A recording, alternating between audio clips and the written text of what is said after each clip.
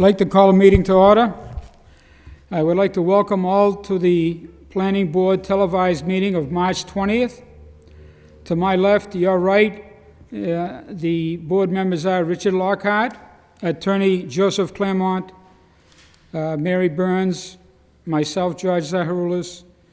To my right is Tom Linehan, Attorney Tom Linehan, and to his right is James Erickson, Associate Planner. Tonight we have 3 public hearings. We have one new item on the agenda, which is 118 Georgia Ave. We have some old business of 106 Marginal Street, 4 items from the Zoning Board of Appeals, and that's 8 notices from abutting towns. The first item on the agenda is the minutes and the roll call. Minutes of February 23rd, 2006 and March 6th, 2006. Are there any corrections or omissions?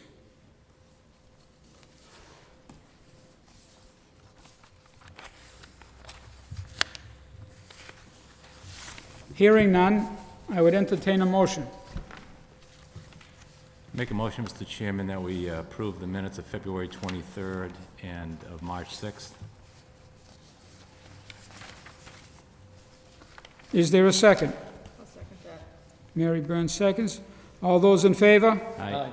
Any opposed? Chair votes yes. Roll call of neighborhood groups. Any officers of neighborhood groups, are they present? What neighborhood and what group? It's called the Friends of Rogers Fort Hill Park.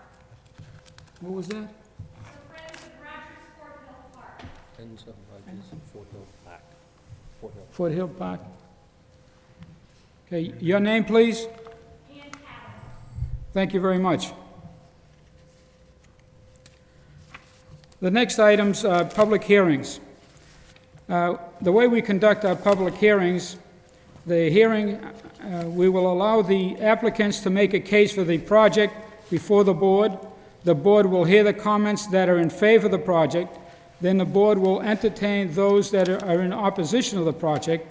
And at that time, it'll be closed for public information, and it would be then turned over to the board members to hear those, to speak to those that are in favor or opposition of any questions on the project as it has been presented to us.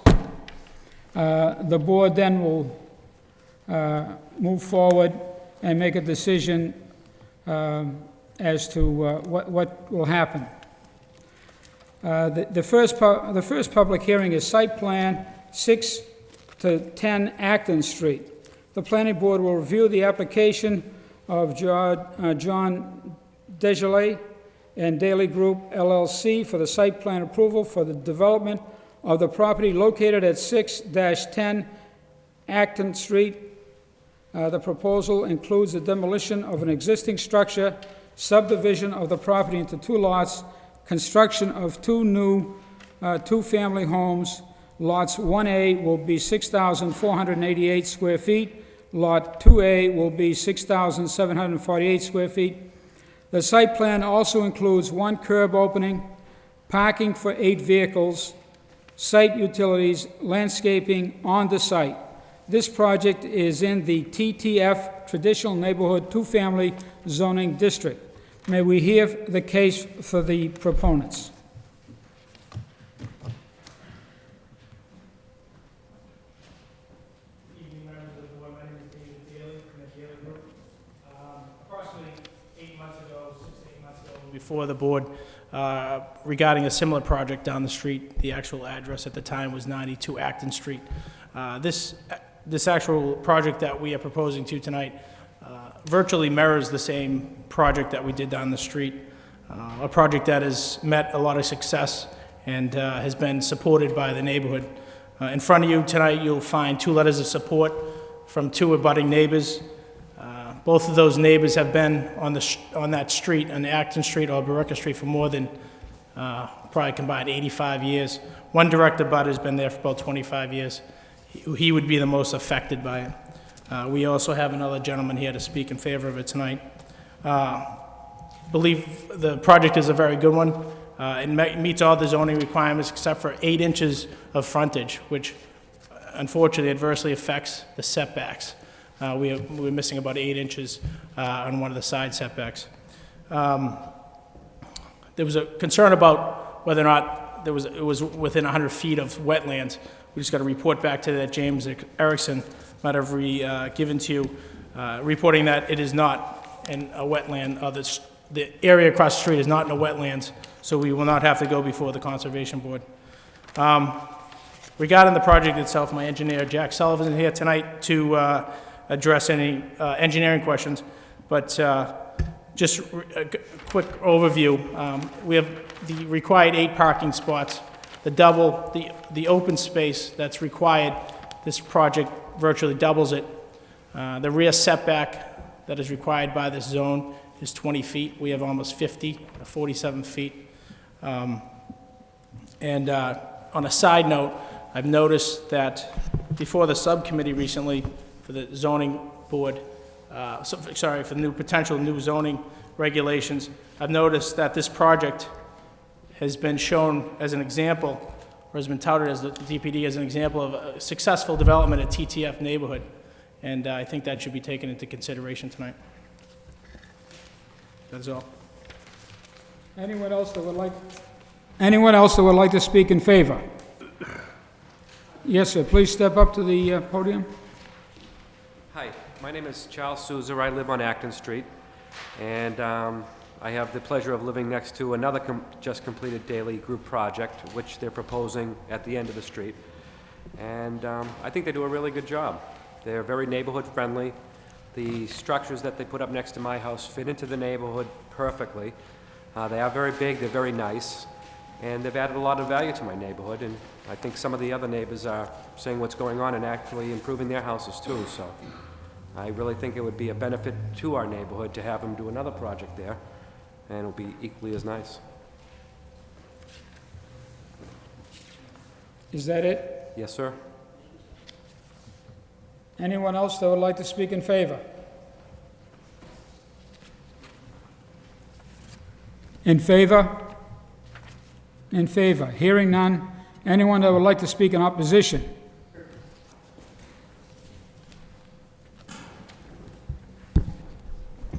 Mr. Chairman, members of the Planning Board, my name is Michael Reddy. I come before you this evening as a resident of Lowell, a concerned resident, and as an independent activist seeking to preserve Lowell's neighborhood architecture and character. As with Mr. Daly's last project on Acton Street, I came before this board this evening to oppose primarily the demolition of another fine, old, early 20th century home in one of Lowell's neighborhoods. But I was quite surprised today when I visited the site to see that it was clearly already demolished.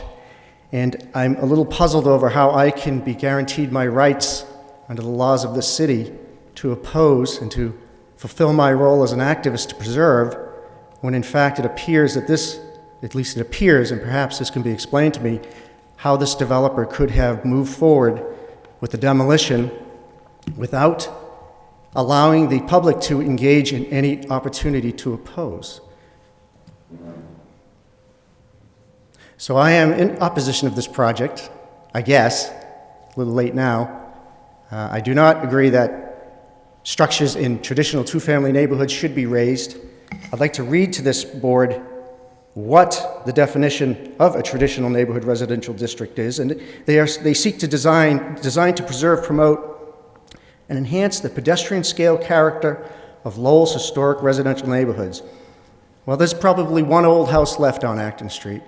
What I saw on Acton Street today was pretty much a contemporary neighborhood. And so I have focused on Acton Street to try to save probably what were the last 2 old houses there. Now there's one left. And so I am asking this board to, requesting that you please provide me with some explanation of how this developer could move forward prior to receiving any special permit that this board had the responsibility to issue. Thank you very much for your time. Thank you. Anyone else that would like to speak in opposition? In opposition? In opposition. Hearing none. The public input part of the hearing is closed. and it's now opened up to the board members. Rich, do you have anything, any comments? I just have one question regarding the feedback sheets we get from the various departments. Wastewater had was looking for some additions here, overflows from infiltration system should be connected to the drain system, I think it says. And also the, conservation, I think we've got an answer to that. And the engineer had a comment as well that required a correction, and I just want to get a status on those from the developer. I can fill you in on that. My name's Jack Sullivan. I work for the Sullivan Engineering Group. The three issues that were brought up by the town boards, one from the city engineer. He was looking for the creation of an easement over the infiltration areas for the stormwater runoff, which Mr. Daly's, he's fine with doing that, providing an easement. The concern with that is if there was ever a failure with the system, the city would like the right to come in and take care of the system. So Dave has no problem granting an easement over the infiltration areas. The other comment was to provide an emergency overflow pipe from the infiltration systems into the city drainage system, which we will provide. And the third comment, which Mr. Daly addressed in his opening remarks, is there was some concern there's a depression across the street from this project.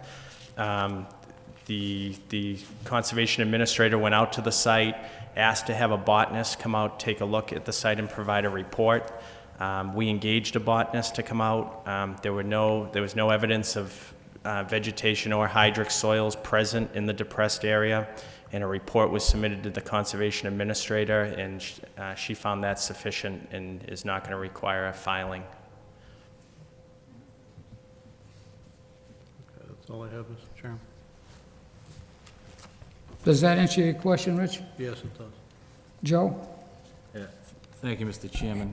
For the developer, if I could, just a couple of questions. These projects are maintained as separate lots, correct? No, they're not. They're actually on the same condo association. Okay, so both of these lots will be maintained by one condo association, 4 units to be sold individually, is that That's correct? correct. Okay.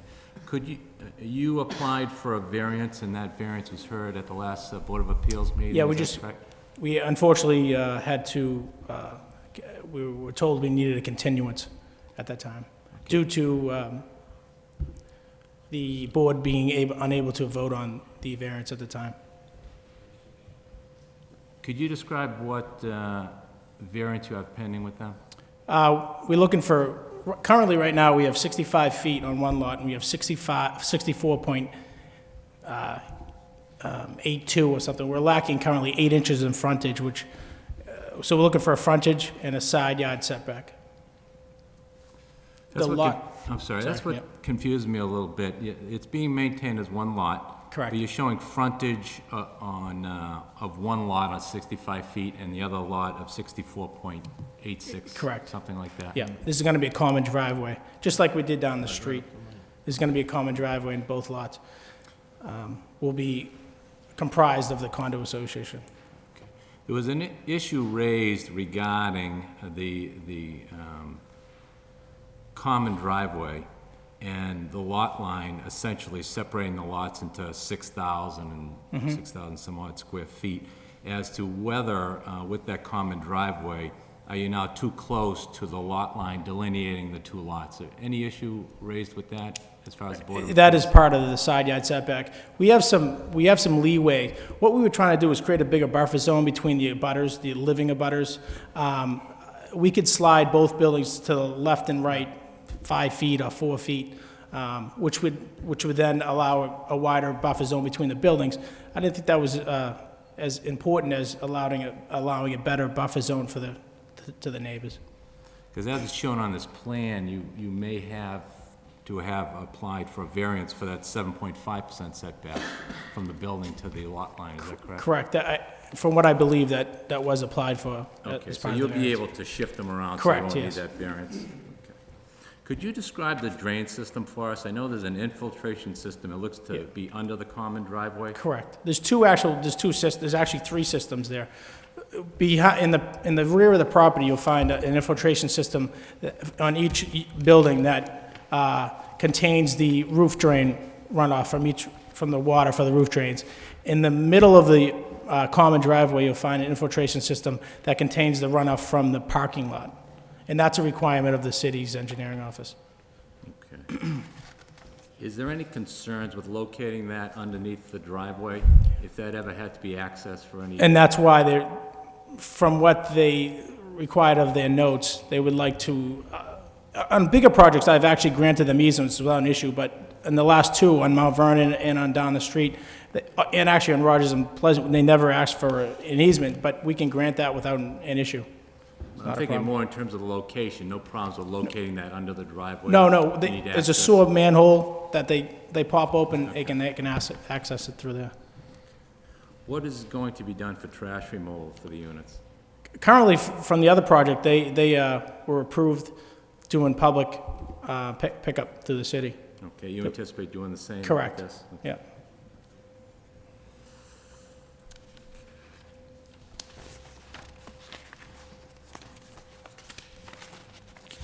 Could I address an issue regarding the raising of the building? If you Sure. Sure, Go ahead. if that's okay with the board. Previously, when we purchased the property at 92 Acton Street, Mr. Souza lived directly next door to it, and the person that we purchased it from, moved out, and we had it under ownership for about 2 months. During that time frame, we were going through the boards. But unfortunately, during that time frame, no matter what we did to try to secure the property, the teenagers were breaking in, there was fires, there was broken windows. We got a number of complaints from the neighborhood, including Mr. Souza. The police were involved as well, so I said. So this time around, by right, I don't know if Mr. Reedy is aware of this, by right, currently tomorrow I can pull permits for a duplex and a single family on this site. So due to the safety of the neighborhood and the children, I decided that the best way to go about this is to raise the existing dwelling. We had already purchased the property from Mr. Desolitz about 3 or 4 weeks ago and didn't want to entertain the thought of having children running through it, the safety and liability of that. You're required to get a demolition permit for that? We did, and was signed off on, and All right, I have no other questions, Mr. Chairman, thank you. Most of my questions have been addressed on this. I was over there today. I did notice that the property was raised. I did look at the other properties that you developed on that street, and I think the street is looking much better than it used to. thank you. Just one or two questions, if I may. It looks like if you're looking at the front of the units, the 8 inches that you're missing would be to your left facing Burger Correct, Street. yeah. Could you explain just the property line that you have there that stops and how it goes to Burger Street? I think there's a chain link fence there. Yeah, it's kind of interesting. The abutter on that left side of the property, that's his rear yard, and he's got, his house actually fronts, I think it's Easton Street. He's got a long rectangular backyard, and it's probably, comprises probably, and again, it starts narrowing from Easton Street down to, along Barica Street into Acton Street, down to about probably 5 or 6 feet, and widens as he goes up to Easton. So there's really no real abutter on that left side. So what I'm getting at is then, so you don't abut Barica Street per se, because you have a few inches there where that chain link fence is. Correct. So by getting the variance at 8 inches, it's only heading out 8 inches towards Barica Street, where there's really not much of encroachment on the other person's side yard, correct? Correct. There's no real encroachment. And I do see in our packet that you do have a letter from Mr. and Mrs. Machado, who directly across on Barica Street, who are in Right. favor of your project, Absolutely. okay? I also see in your packet that you do have another letter from people who live on Acton Street up the street, Yes. who, I believe, Mr. Machado's been there approximately, I'd say, anywhere from 20 to 25 years. He would probably be most adversely affected by this project. he's the one who's right across on Barica Street. His farmer's porch looks at it every day. Okay, and also you have other neighbors I see here, Mr. and Mrs. Massacott, yeah, Yep, he's they're in actually favor? been there since he was 17 years old and built his own house. Okay. I noticed in the back you have plenty of parking, you have enough parking spots for both Correct. units, and plenty of open space, That's correct. so. And I know, like, as you know, I've been up to the other units on 92 and 88, when I saw you working on those, and you Yeah. did a good job on those. Thank you. The needs are gonna be basically the same. Yes, And- correct. And the neighbors are content? That's correct. Okay. There's been no opposition from, And the except only, then tonight. and the only letters we had in our packet was from the city engineer and the wastewater, which you concur with, no problems there. No issue. And we had a letter in regards to conservation, which is an approval, which says there's no issue there. That's correct. Okay, thank you very much. Thank you.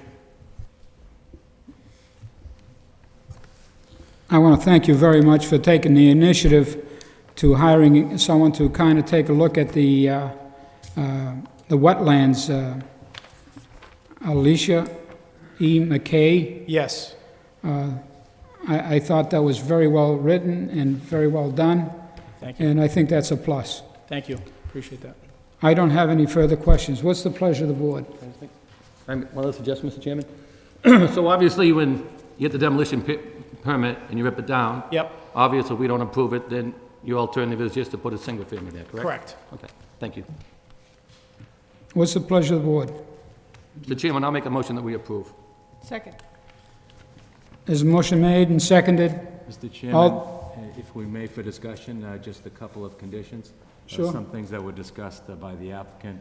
One, that the condo association would maintain the infiltration system, but provide an easement to the city for emergency access if necessary, and that they provide emergency overflow pipe connected to the drainage system. So if we may take those as conditions of the motion. Okay. Do you accept? I'll amend my motion, Mr. Chairman, to improve that condition. Any further discussion? Hearing none. All those in favor? Aye. Any opposed? Chair votes yes. Thank you very much.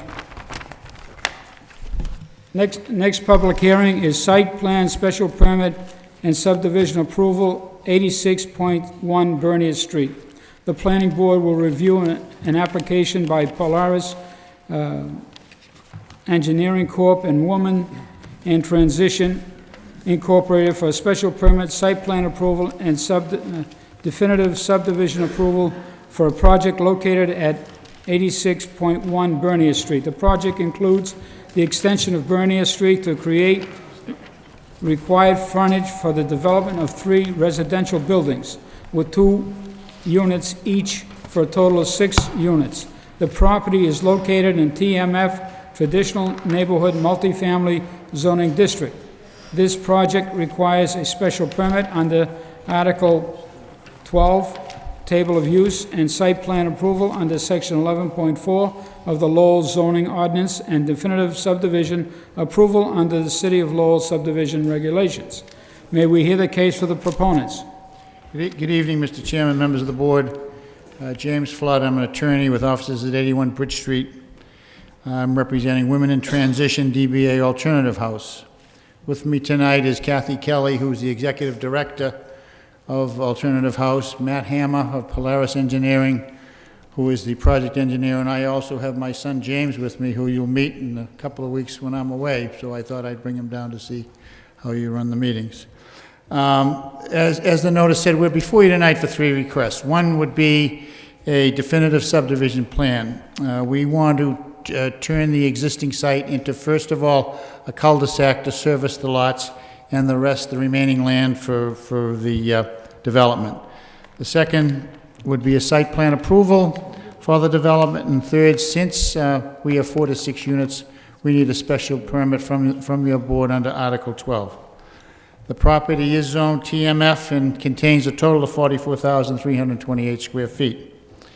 It was purchased from the city in July of 2005 under an RFP. And one of the conditions of the purchase was that the property would be used for the development of 6 residential units of affordable housing for women in transition. And by women in transition, I mean women that are subject to some sort of, women and families subject to some sort of abuse, whether it be domestic abuse, but someplace where they could be located. As you can see from the plan, we're proposing 3 buildings with 6 residential units. In 2 of the buildings, the units will have 2 bedrooms each. And in the 3rd building, we have 1 2-bedroom and 1 3-bedroom. And you want to point that out, Matt?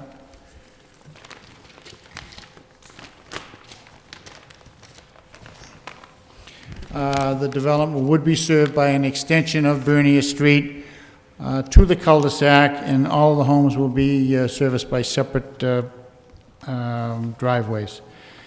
We are not seeking any waivers, or we're not seeking any variances, and the proposed development does conform to zoning. And it meets all the open space requirements, and we are also providing a playground for any children in the area. So what I will do now is, I also have a letter of support here from one of the neighbors.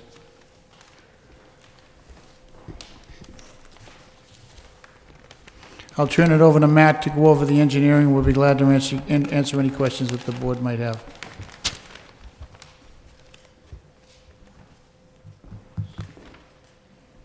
Anyone else that would like to speak in favor? In favor? Engineer, yeah, please.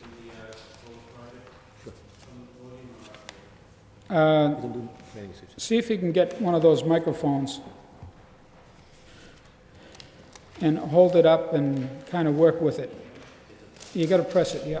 Can you hear me? Why don't you just pick it up and...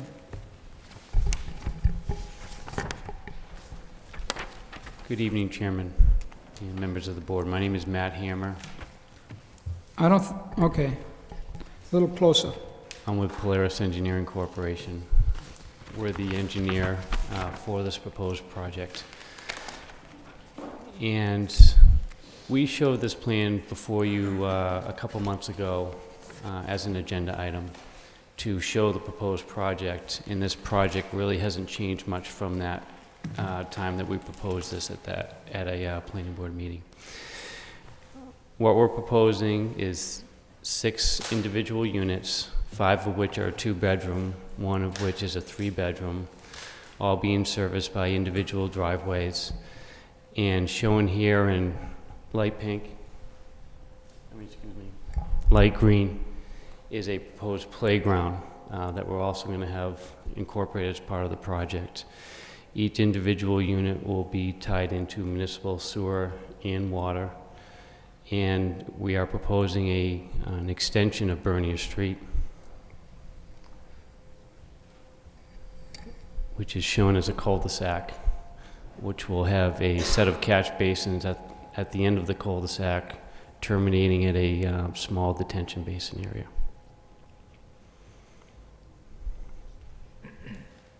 We've received comments from all the municipalities, and we do have a couple of small outstanding issues regarding the ownership of the sewer and the water line.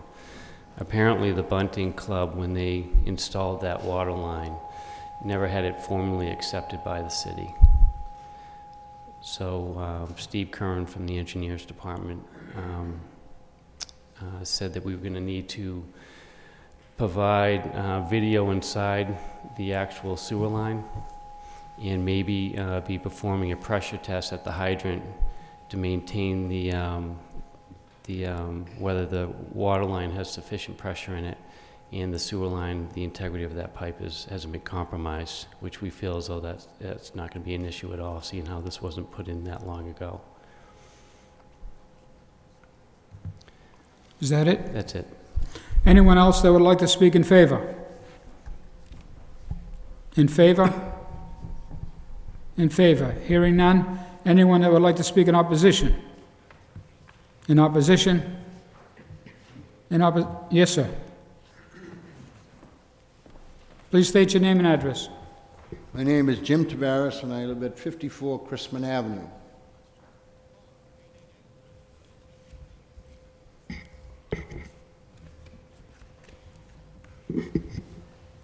And I have a few questions concerning this subdivision. One is, what is the maximum development that can be built on this lot?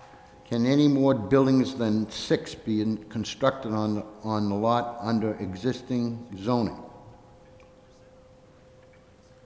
2, if the division of this land be approved as a definite subdivision, can the developer at a later date sell 1 or more lots to a different owner or could only the entire development be sold? If sold to a different owner, then a roadway would be needed. 3, what % of the lot must be open space by current zoning?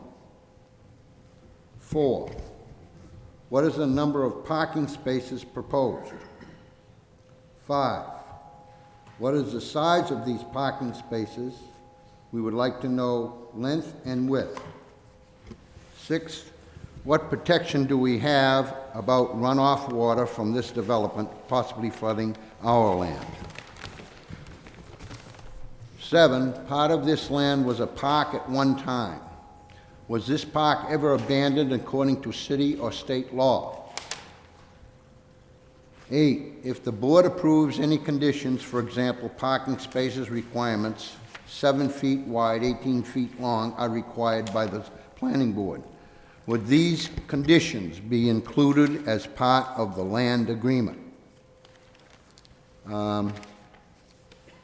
Follow-up, should they be a roadway rather than just a driveway in case of a fire or ambulance accessibility to these projects, to this subdivision?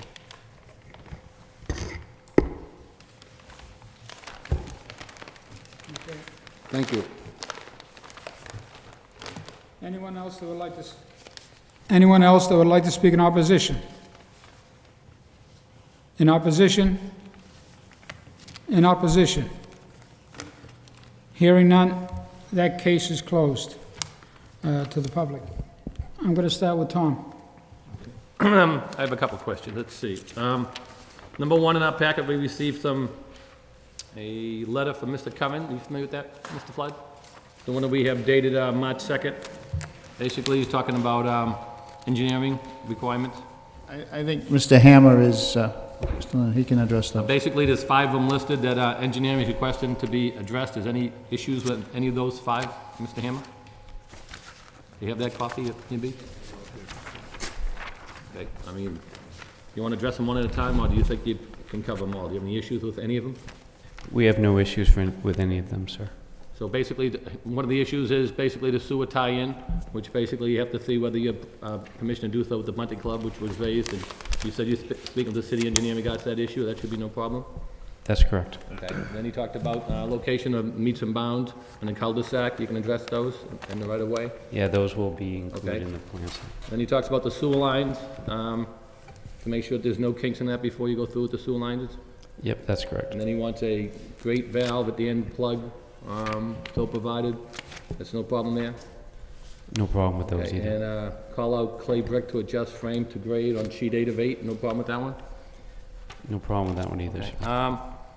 Just a couple of questions. I know this gentleman raised one issue about the fire department. I know in our packet, we have received a letter from Captain John Weber that says that the roadway, including the driveways, are sufficient with the fire department. You have a copy of that letter that was addressed to planning and development staff? Yes, I do, sir. So that's up to agreement, okay. That's a couple other questions the other gentleman opened is, what could be the maximum development on this site if need be?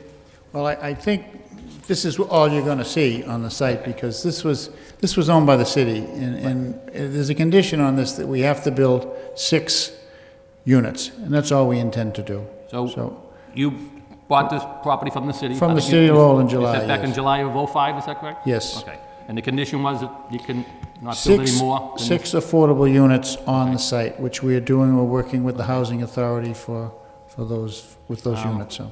And on your plan, you indicate that you have the adequate open space, which was a question? There's more than enough open space Okay. on the plan, and there's 2 parking spaces per unit, and they will all conform with City of Lowell zoning requirements. So what do you need? You need 1.5 and you have 2? You need 2. Okay, You need 2. okay. And the other gentleman had a question there, the number of the parking spaces and the size of them, those meet Well, the they will conform city's- to zoning, Mr. Linehan, and Okay. there'll be 2 to each unit. So, and the parking spaces are the required size, right?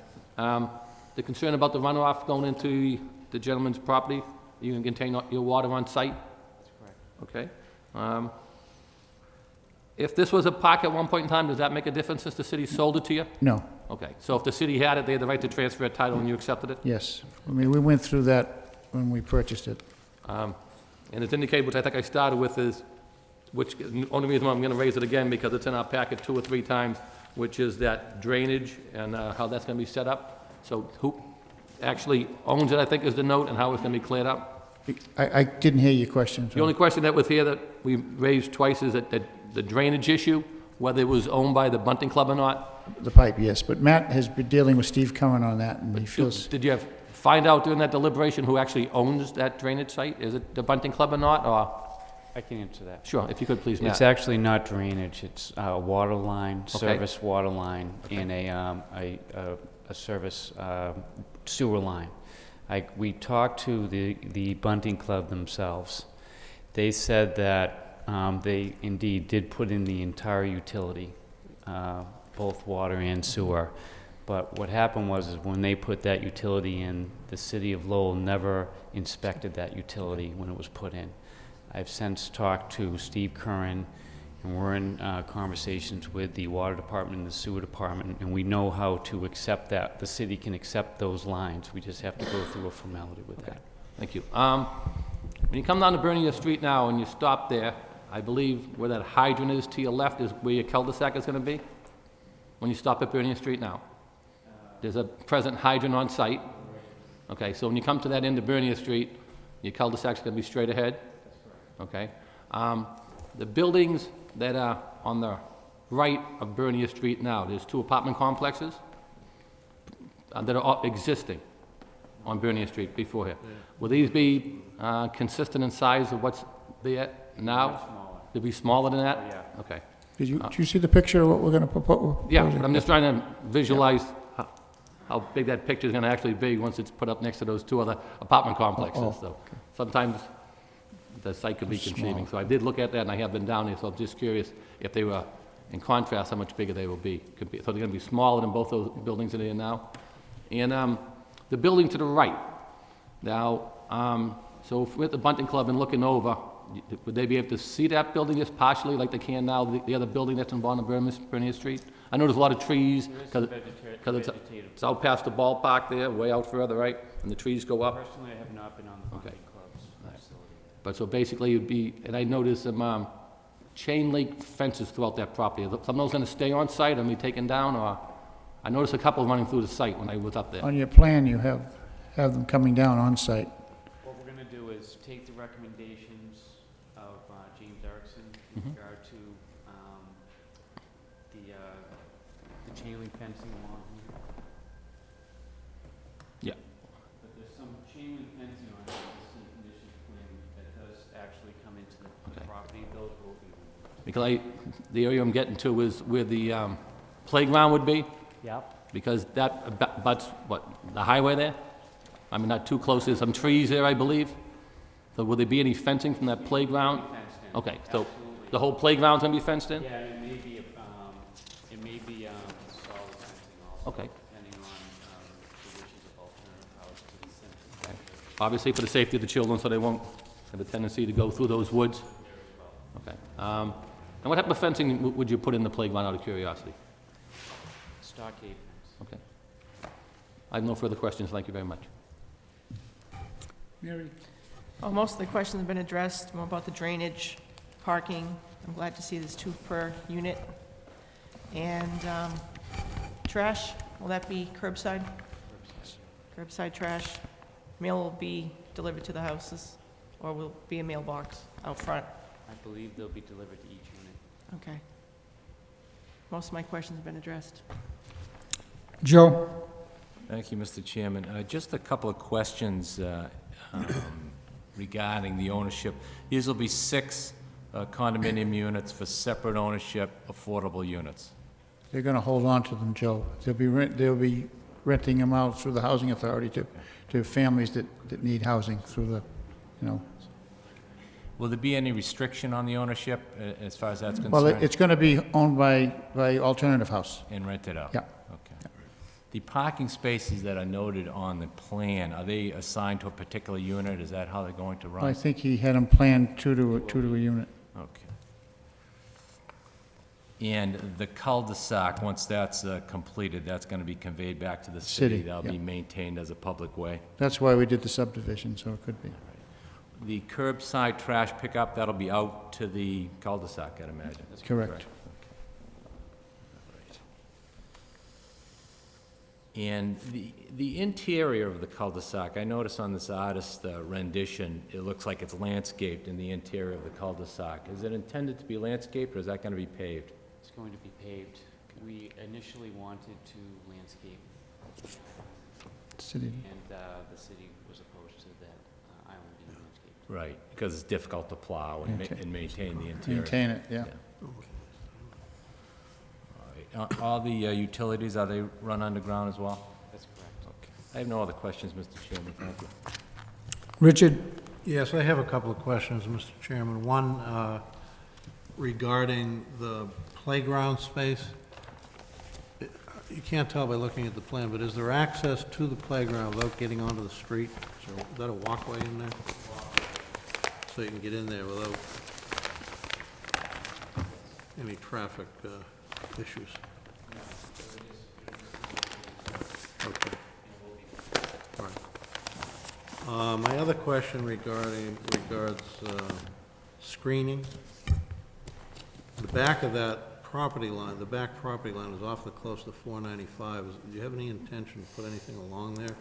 Just to, for the residents of those? We add some vegetation here. There is vegetation here.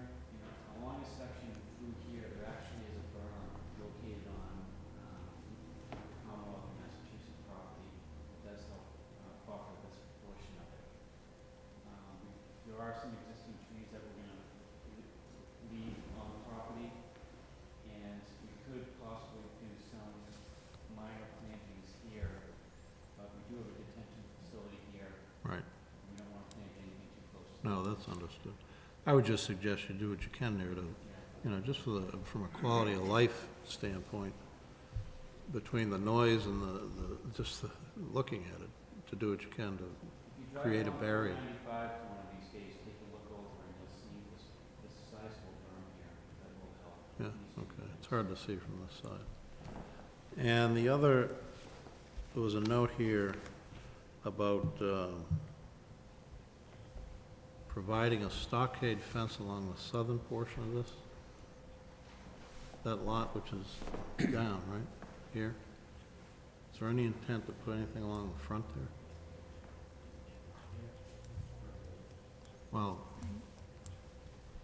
in any of the grassed areas? No. I think along these, I think he's talking about as a buffer between. Homes Yeah, on as a Christmas. buffer between, We feel as though to help out the people actually in these units that are buffered, it would be warranted for the fencing here, so we are intending to do something. you are, okay. We need to give the people in these units some sort of security of some sort Yeah. by way of fencing. And maybe stockade as well. Okay. That's all I have, Mr. Chairman? Have you spoken to any of the neighborhood residents? I haven't, Mr. Chairman, no, I haven't. A question came up, came into mind. You indicated that there would be stockade fence along the property line?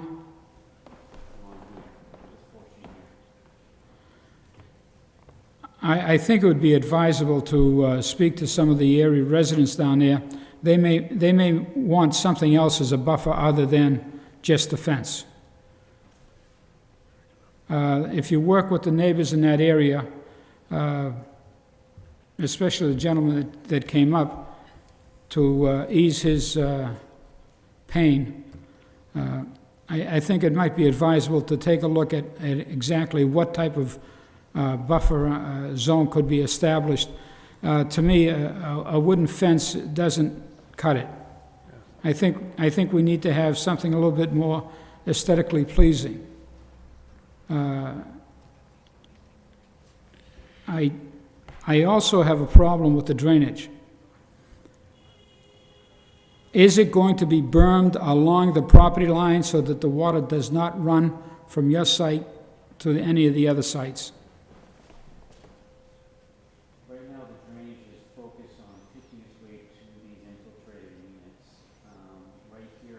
this grade is a foot higher than the grade is over here, so it's all pitched into the site. So it's all swelling into the site? That's correct. Okay. Because what's happening is you're putting a lot of asphalt there, and we could have some water problem there. Is there going to be any curbing waivers? Sidewalk waivers? Yes. It wasn't my understanding that a sidewalk was required on this. I can't hear you. Why don't you use the microphone, please? It wasn't my understanding that a sidewalk would have been required for this extension. If you're going to have youngsters down there, I think you're going to need a sidewalk, at least on one side. And you might have walkers in that area as well. I guess we could put a sidewalk in at this portion here, or maybe on this, because we need more for traffic on this side. Well, I was thinking to the buildings themselves, to the two buildings on the drive going in. No, further down. Yes, that drive, if there was a way of putting a sidewalk so that youngsters could walk, because if there's going to be youngsters there, and if a bus is going to come in to the turnaround, they need to stand somewhere and they need to walk somewhere.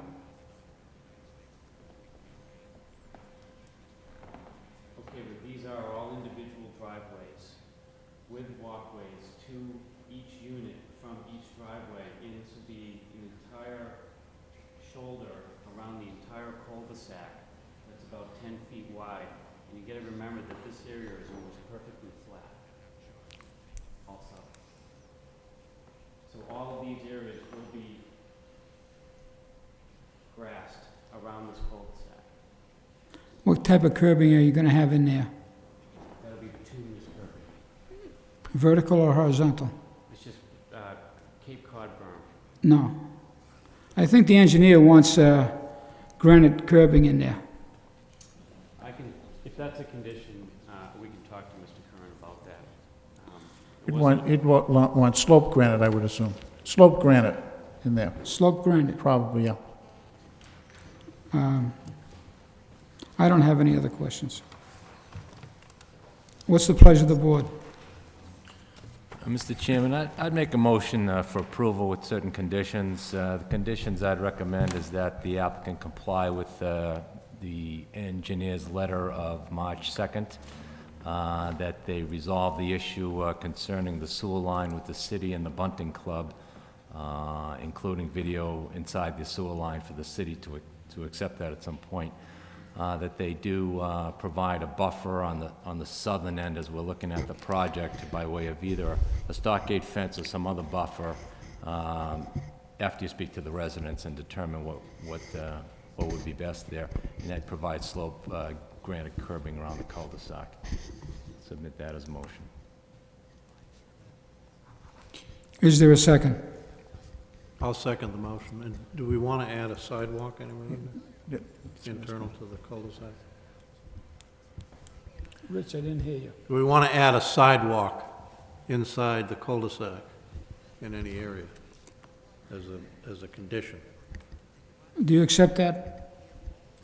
I would accept that. I'm just questioning what would be the best spot for a sidewalk. Are you anticipating putting it all the way around the cul-de-sac or one side of the cul-de-sac? I'm not No, sure where we're it isn't trying necessary to locate put that. it all the way around.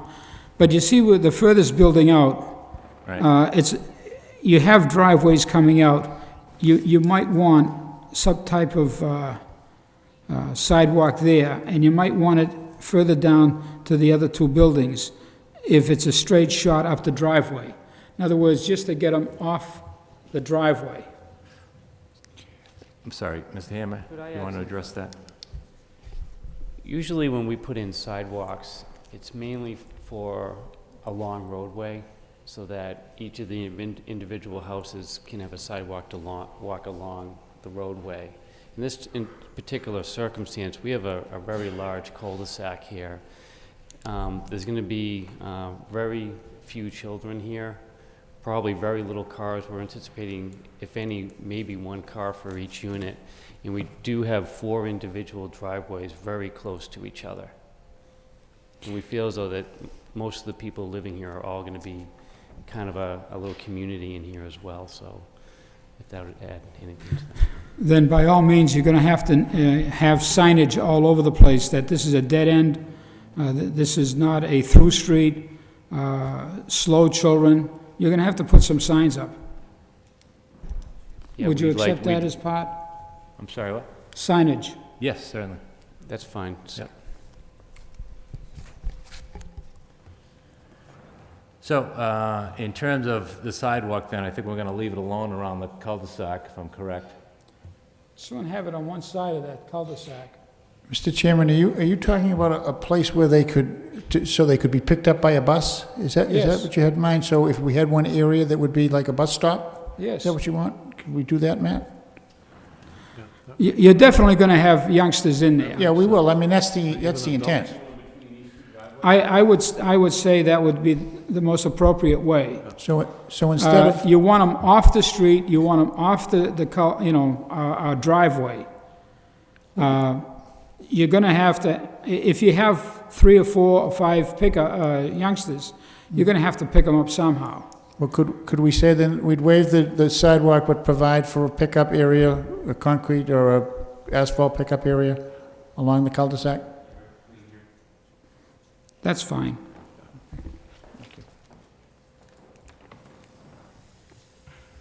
Would you accept the amendment? So moved. Second. All those in favor? Aye. Any opposed? Chair votes yes. Thank you. Mr. Chairman, before I leave, on Marginal Street, we have reached an agreement, but the writing has not been completed. So if we could continue that again, and Mr. Attorney Eliades and I will get you a letter once it's been finalized, if that's all right. Thank you very much. So I don't have to stick around.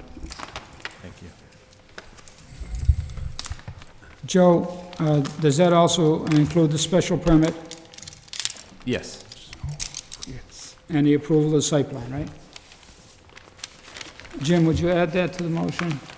This includes site plan, special permit, and subdivision approval. Thank you. Thank you very much. Thank you. The next public hearing is site plan and special permit 2000-2006 Rogers Street.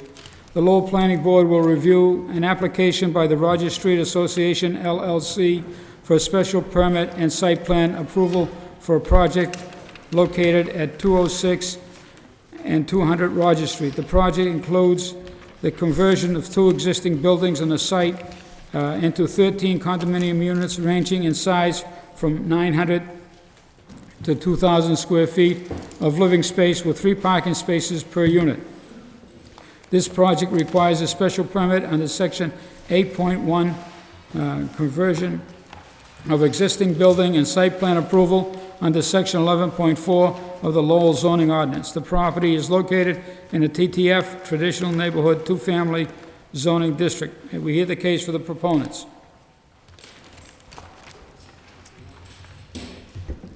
Good evening, Mr. Chairman, members of the board.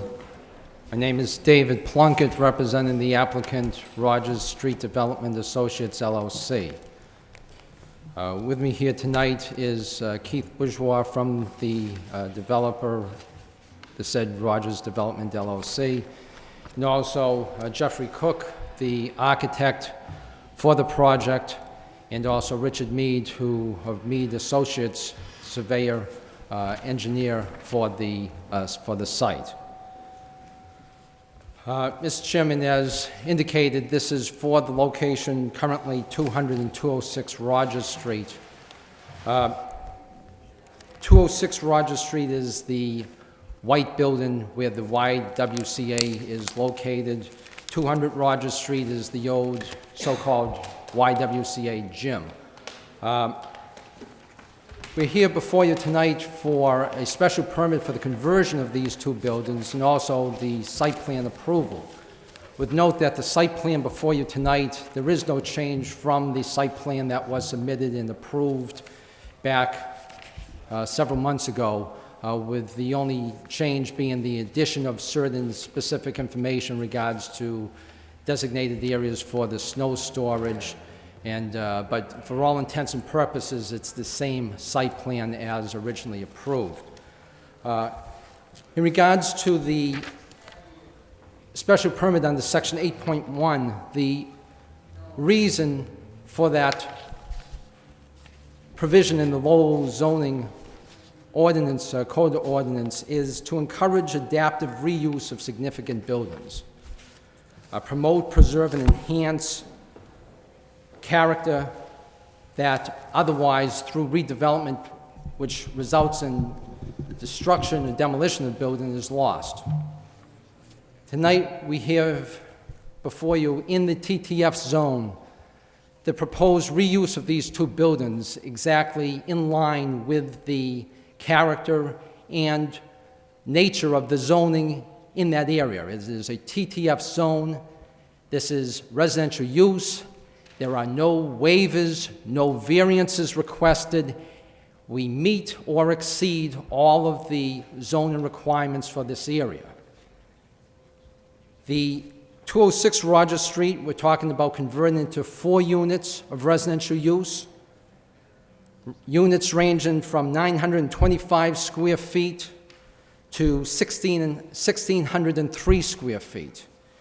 In the gymnasium, the proposal is to create 9 units ranging in size from 1,013 square feet to 1,475 square feet.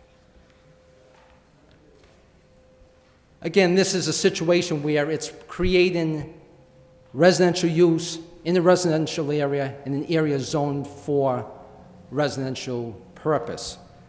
The resulting units are actually going to be a great benefit for the city and those looking for housing in the city of Lowell, in that it's going to create diverse size of units that we're talking of within those 2 buildings, estimated marketing of $239,000 through $369,000. So there's going to be a significant availability for a wide range of people looking for housing in this area. The area that it's located, I say, no waivers, no variance requested. In the basement of the in the gymnasium, the plans call for the retention and rehabilitation of the old swimming pool. That basement area is now going to become a swimming pool, recreation area, meeting area, and that would be for that entire development. As you know, Mr. Chairman and board members, that we have the other units which are underway, the duplexes and 2 single units, that we are going to have the homeowners association that will give them all access to this basement area, which will be a great recreation facility. And that's in keeping with, in line of what is good development. Take that in conjunction with the park across the street. Take that in conjunction with the existing sidewalk areas that create a natural, already existing pedestrian pathway into the city, into the shopping area. Take it in conjunction with the fact that it's on a public transit route. This is a perfect use for this area. And it's something that if you look at the architectural designs, that the 206 Rogers Street, it's basically going to be retained in total, no additions to it. The only thing there's going to be a door, an exit, entryway off the rear, first floor rear right, and a deck off of there. The gymnasium, again, the architecture is all going to be retained. There's going to be the addition of some dormers and windows. Mr. Cook will go over the architectural details, but if you look at they're going to be handsome buildings. They're going to be buildings that have been somewhat neglected because of the fact that there has been much deferred maintenance on these buildings over the past several years, because of the fact their use has gone by the wayside. And this is the perfect time to take these buildings, retain them, and use them for the best purpose. As far as the site plan, again, there is no real change from what was approved last time. It is serviced by public water, sewer, utilities servicing the site. The access is on the Hank Street side. We have submitted an updated traffic report. That traffic report, again, in conjunction with the one submitted last time, showing the build, no build scenario in which there is no impact on the level of service for the roadways. They show the level of service on Rogers Street, Hank Street, intersection of Hanks and Rogers, and intersection of Hank and Astor Street. 3 of the 4 sites already are at a level of service A, and the build-out will still operate at a level of service A. There's one intersection that's at a level of service C that there will be no impact. It will continue at the same level of service. The mitigation, as suggested and agreed to in the first hearing, will continue with this, and is agreed to in regards to the inclusion of stop signs. As far as the garbage pickup, there will be no curbside garbage pickup with this site as opposed to the others. This will be all private pickup.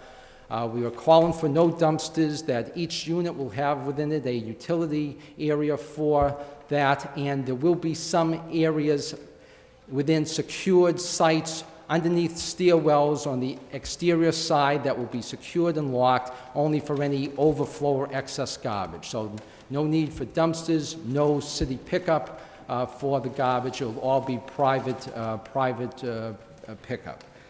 The mail will be delivered. There will be in the foyer area common mail boxes for all the units that are on site.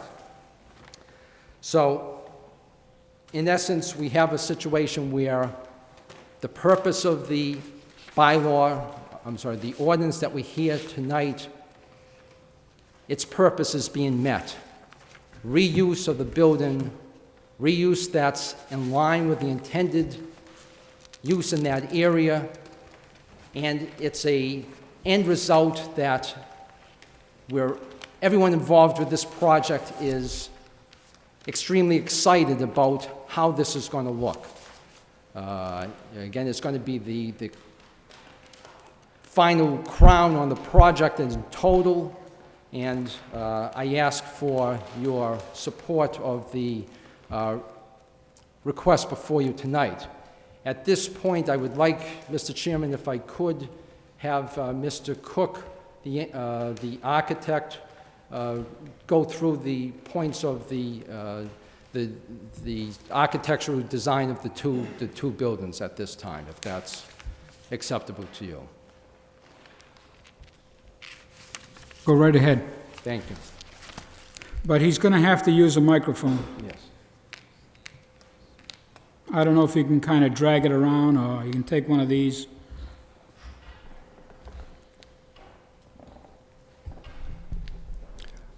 Mr. Chairman, members of the board, it's a pleasure being here tonight. These two buildings are the ones that Mr. Plunkett just reviewed here with you. Both of the buildings have quite a history. The YWCA was built in 1912. The Elizabeth Rogers House was built 1892. They haven't changed much at all, as Mr. Plunkett said, over the years. We are doing a few things to them. One is a stairwell that comes on the back side and faces the parking lot of Rogers Hall here, and that's the second means of egress for the 9 units in this building. This one, there is a little deck that's going over here, which you can see on these other plans. I'm going to kind of give you an overview of the plans, and then if you have other questions, I can come back to it.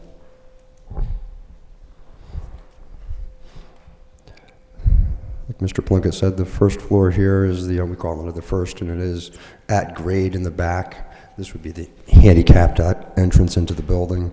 The pool area has a exercise lounge and a little kitchen, men's and women's locker rooms, mechanical room, and the pool itself. The first floor Here's your main entrance scenario. Oops, I'm on the wrong floor here. Main entrance scenario. Yep. Which is actually the second floor. The stairs go down here from the units above. Here's the third floor, which each unit is a townhouse that goes to the next floor and up to the top. These two units, 1 and 2, are flat with a townhouse above and vice versa, to open them up a little bit and give more windows to the units themselves. I'm running out of cord here, but the elevations really haven't changed much at all. Excuse me, Jeff, you're on a short leash. Maybe you want to grab one of those other microphones. Yeah, over here.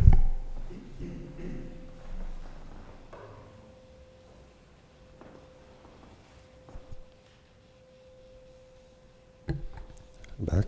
Yeah. This building's pretty much remaining the same on the outside.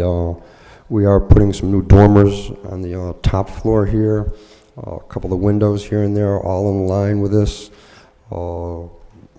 Basic vernacular architecture. It's a Victorian building.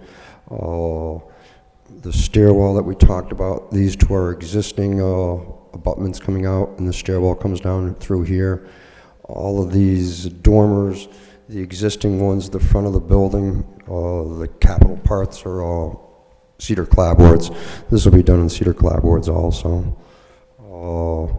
It really hasn't changed much. We do have a couple of windows because of walls will be blanked out. The window's going to remain. We paint on a black piece of plywood behind it, so we're not doing any infilling or anything along those lines. And then we're removing or doing this stairwell addition on the back side. The brick from that will be used for infills in other places. And that's pretty much building 200. 206, can you all see 206? 206 is really straightforward. We did very little with this. It's in great shape. This building here is a clone of where Eisenhower was born and raised. I found it in a historical book today, and it's amazing how close it is to that. It hasn't been changed much, other than there was this addition right off the side here at some point in history. We're doing very little with this, trying to retain as much walls as we can.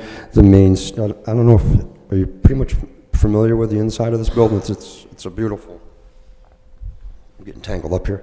A beautiful building. I go tumbling down.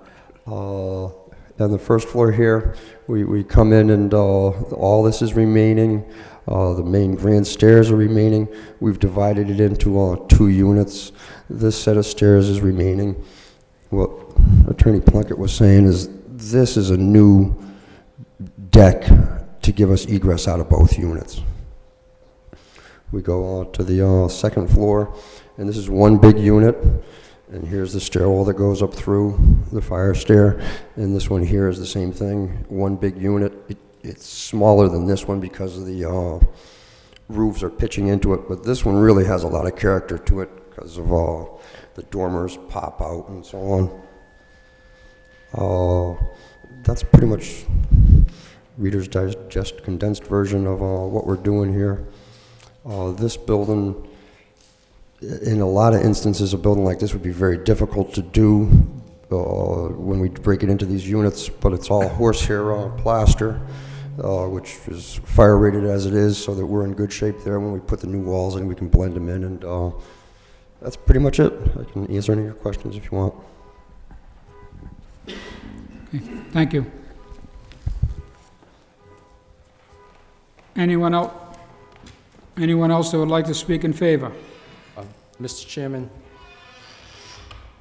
could I just, one point that I meant to bring to your attention previously, also in regards to the parking, as you know, at the last hearing regarding the other lots, we agreed to add 50% more parking as required in the zoning ordinance, and that does show on the plan that it is showing 3 spaces per unit for this development, and the development taken in total with the other lots.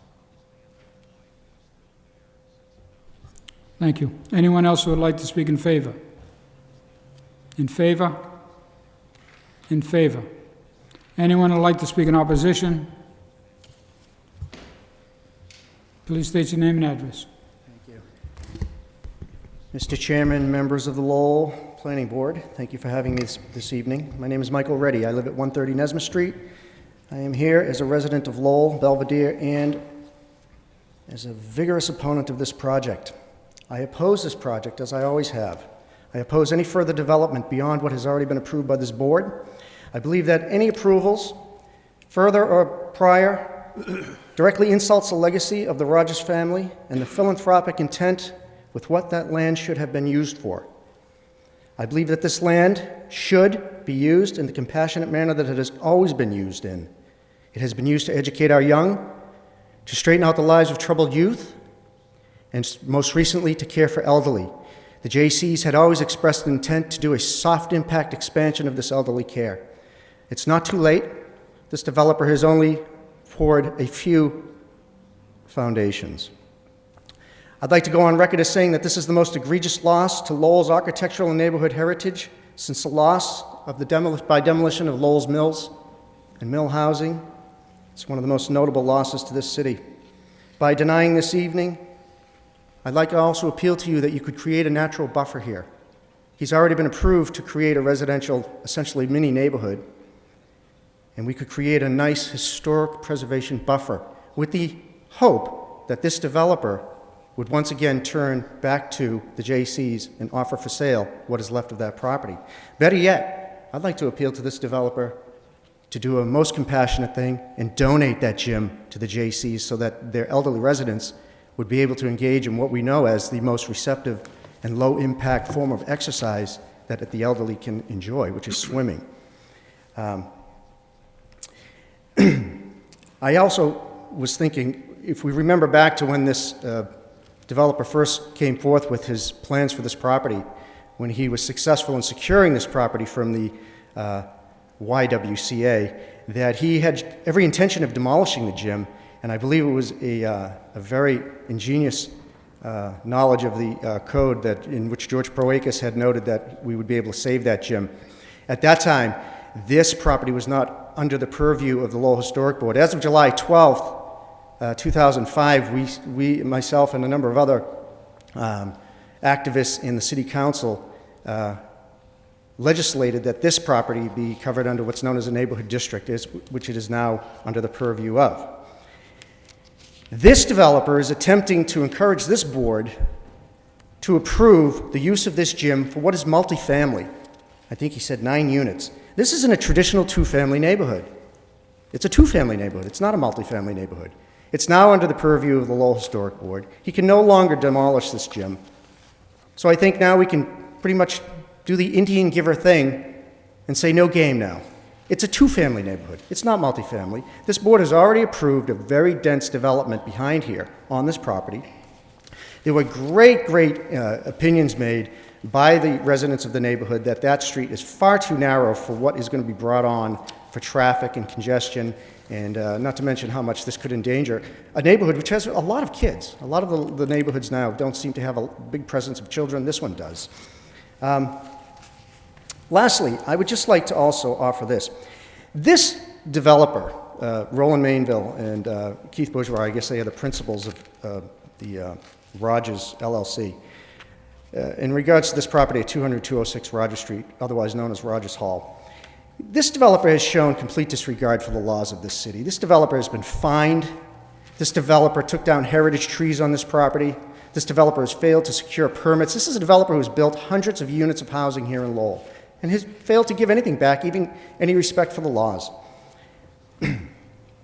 He also took down the Alexis Sargent House, a house that was on the National Register of Historic Places.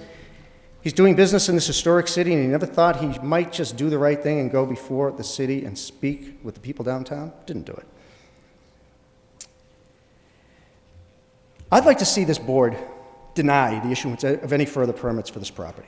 I think it's not too much to ask. You're a board that, we rely on the building department to do objective parameter scrutinization. They have no choice. Joe Guthrie, if he has to issue a permit, he has nothing but the code to go by. The Lowell Planning Board, as all planning boards, have what I identify as subjective scrutiny powers.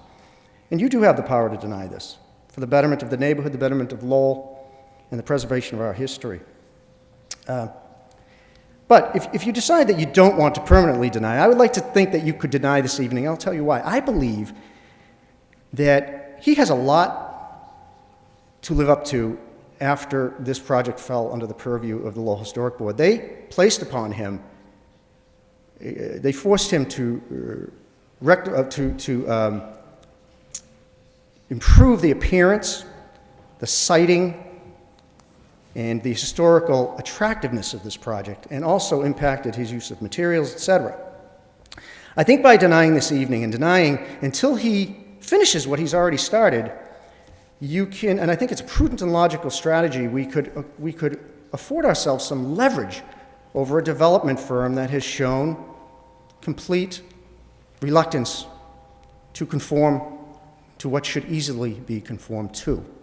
So I hope we could cut through our differences here, and that you might, we might come to a like-minded conclusion that it might be a fine strategy for this board to deny until he's completed what he's already started. And then we can see how he did with that, and then we can move forward. Thank you for your time, as usual. I appreciate it. I appreciate the opportunity to exercise my democratic rights. Thank you. Thank you. Anyone else that would like to speak in opposition?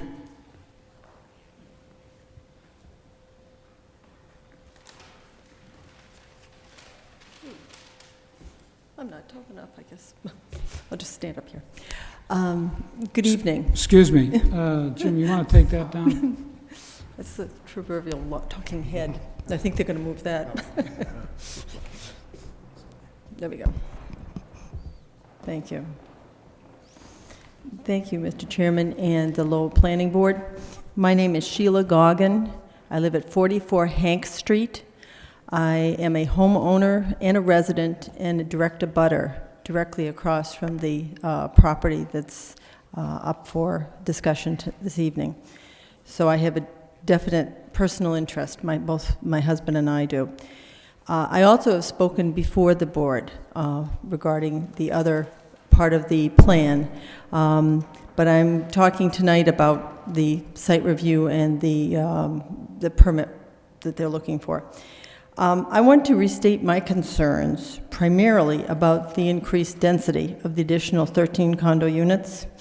I believe that it needs continued scrutiny on the impact of the neighborhood. And some of the areas that I know from personal experience, these are of great concerns to myself and my husband and the other neighbors in the neighborhood.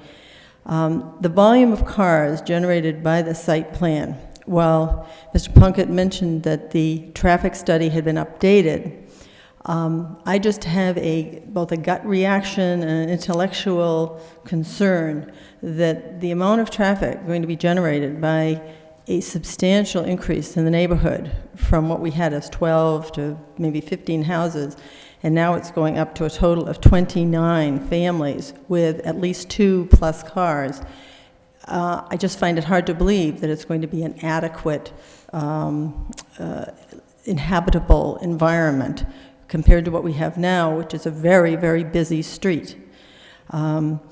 So I do consider that the increased number of units is going to generate even more than we would have expected a year or two ago. And I also am concerned that the increased traffic flow, I'm worried in terms of the noise, safety, and congestion.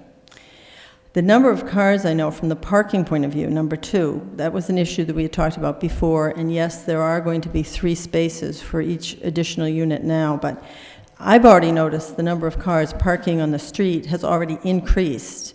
Now, that doesn't necessarily have anything to do with development at hand right now, but they're parking in front of my house, and that's not a problem for us. We have off-street parking, but that doesn't leave an awful lot left of the street, and this is prior to the completion of the development.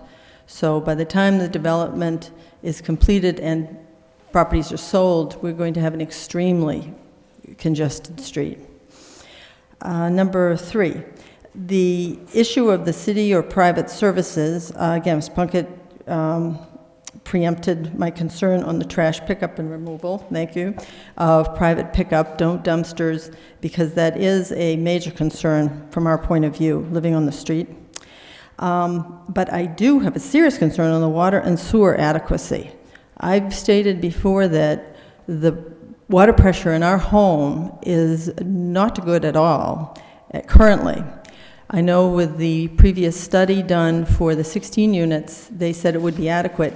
Now, given that we're going to have a functioning swimming pool in addition to the additional 13 units, I just find it hard to believe from a hydraulic point of view how that's going to work. So I feel very uncomfortable and not very secure in the findings yet. And those are the major points that I have, because all those issues have direct impact on the quality of life of my family. Given that I agree with the investment of the city in properties that will generate business for downtown, that will give a very positive impact to Lowell, one thing that we need to consider is that property owners who bought property in that neighborhood, as we did 25 years ago, bought it not because it was a very busy, congested community, because it was busier than Upper Belvedere, but it was appropriate, and we've enjoyed it. I am not convinced that the increased congestion that I think will happen in that community will ensure that my husband and I will want to remain in the area. Now, we'll be one family versus 29, and I think Lowell has to just consider that if people who have lived here a long time are willing to move out because of increased congestion, that's an economic impact as well. Thank you very much for the opportunity to speak and express my concerns. Thank you. Anyone else that would like to speak in opposition? In opposition? In opposition? Hearing none? I'm going to start with Tom. Another one, Mr. Chairman. Oh, Sorry, I should have stood up. I didn't see you. I'm sorry.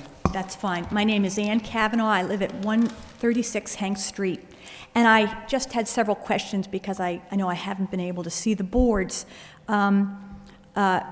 With regard to the gymnasium structure, I didn't know if new windows will be added to the structure and how that might affect the brickwork. I know they're yellow bricks like the high school, so I just didn't know sort of what extra work is involved in sort of knowing the limestone or mortar base that was used between those bricks, the degree of effort it might take to restore the bricks around windows. Maybe there aren't going to be any windows inserted. I don't know based on what I haven't seen. I wanted to know what the materials of the stairway egresses are going to be. I know that they said they'll be located at the backs of the two buildings. And I wanted to know if all windows will be replaced or will some of the windows be retained? And finally, two more questions. Will the decking described be first floor level decking? I think one deck was described, maybe more. And will they be similar to the ones that were approved for the first site plan review for the townhouse units? And finally, will the homeowners association be the group that maintains and manages the swimming pool with a lifeguard, water quality maintenance, etc.? Thank you very much for your time. Thank you. Anyone else? Yes, ma'am. Hello, good evening, thank you. My name is Joanne Menzia. I live at 30 Hank Street, directly across the street from the project that we're discussing.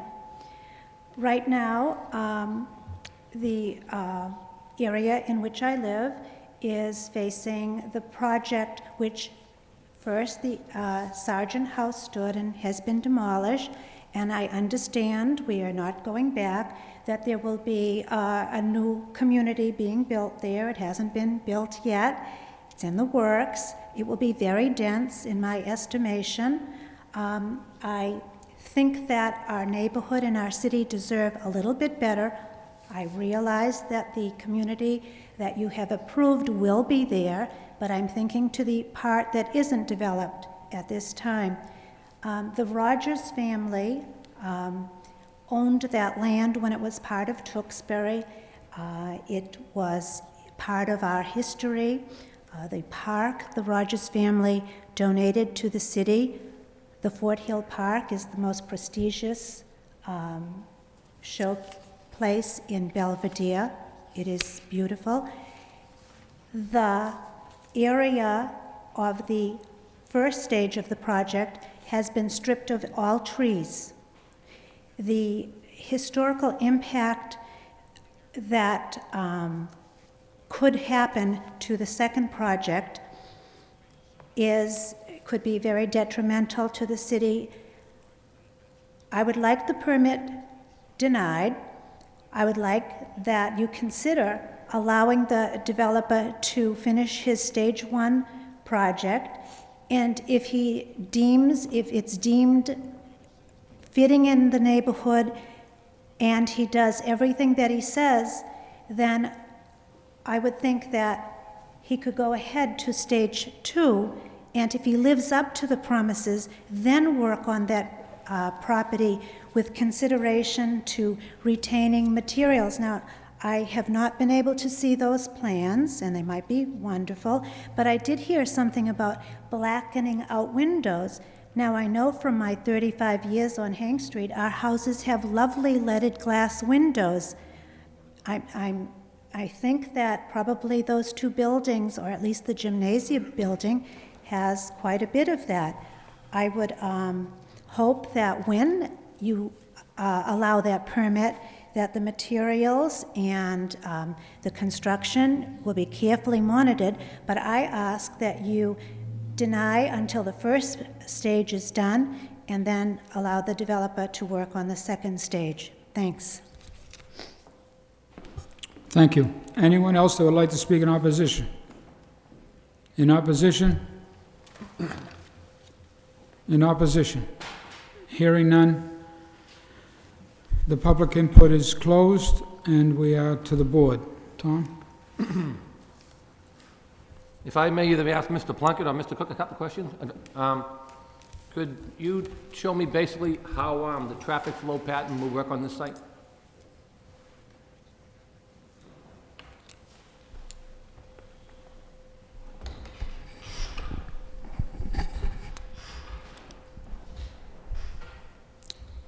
Where's Richard, where's the one with the parking there? Did you press the button?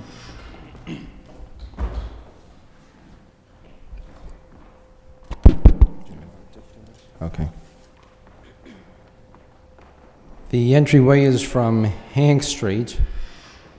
There will be parking on the westerly side of 200 Rogers Street, and there will be parking at the northeasterly side of the building. So all the traffic flow will be entry from Hank Street for access to the two parking areas. Okay, and where will your snow storage be on that location? We have, actually, Mr. Chairman, if I might turn this over to Mr. Mead, where he might be better versed in these specific Just questions. as long as he states his name. Sure. Sure. Richard Mead from Troy Mead and Associates. The snow storage area for this back parking lot will be to the left of the parking area up in here in the open space area.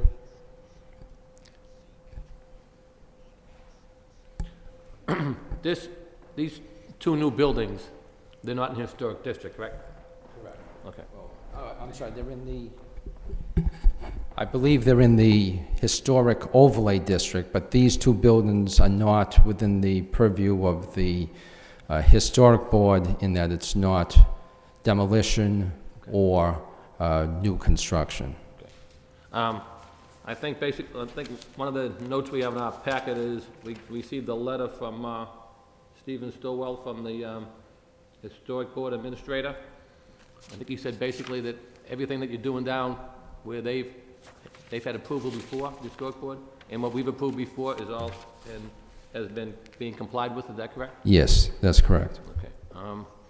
In regards to the pool area, Yes. I think you said that all the residents will have access to the pool area? Correct. How will that be, will it be maintained or supervised?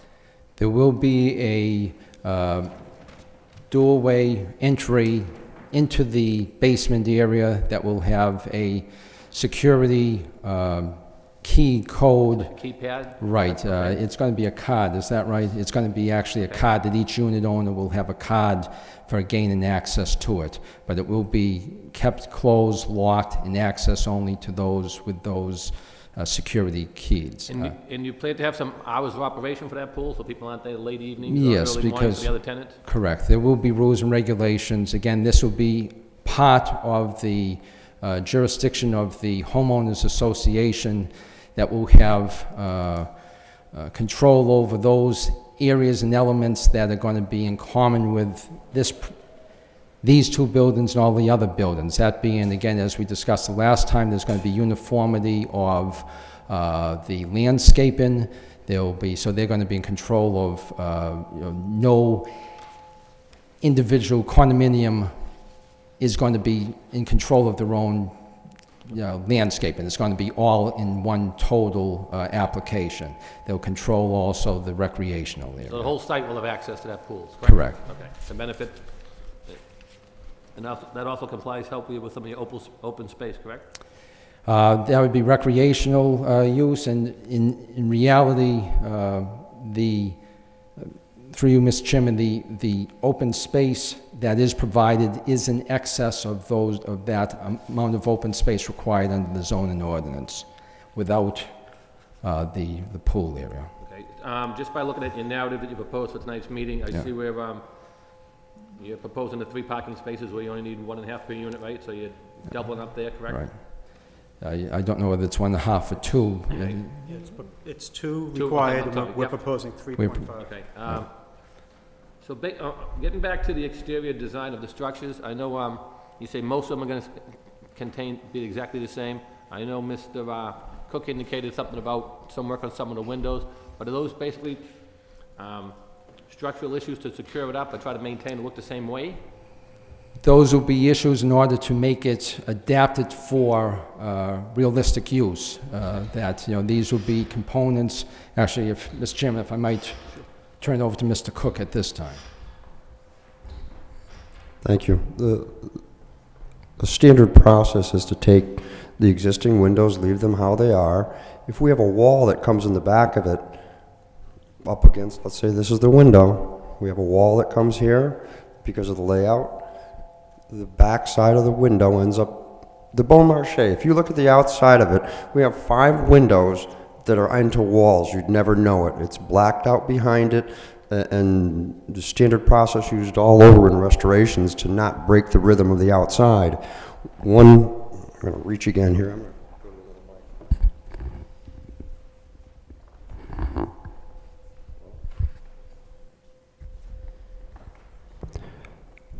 In this one right here, that is a new window that's being put in, and that's a new window being put in to keep the rhythm again, and it works out with the layout that we've created. And it's a fairly easy standard process. It's a yellow brick. When we take and remove some of these other areas out, we're going to have lots of brick left over.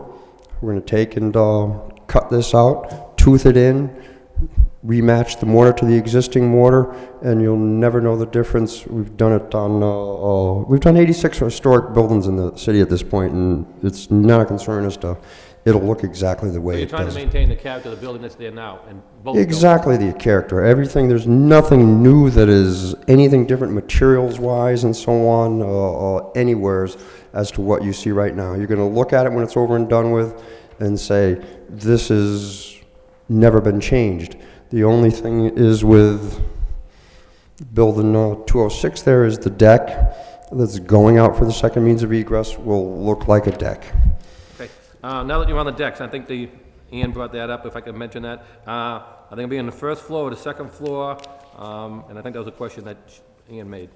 Could you address that, on where the decks are gonna be in the, It's just one egress deck on the first floor. that's gonna be on the back? Actually, it's on the front side. Okay. You're really not going to see it from the street because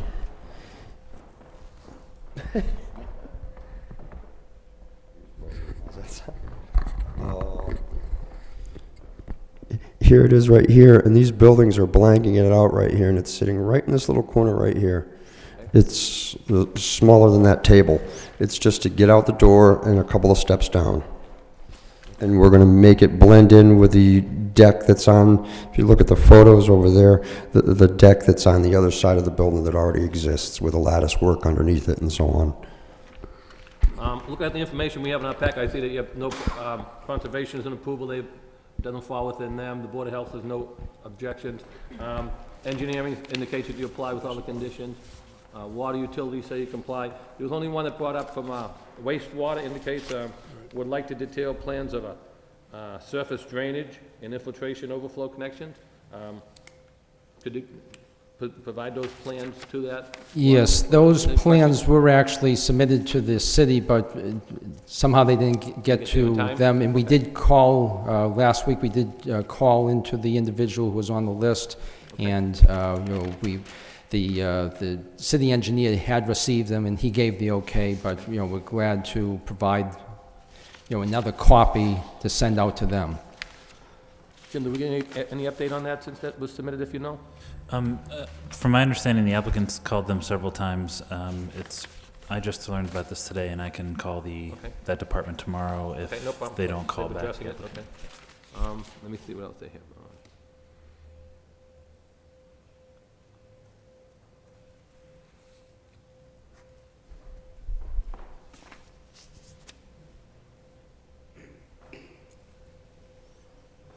I have no further questions, thank you. Mary?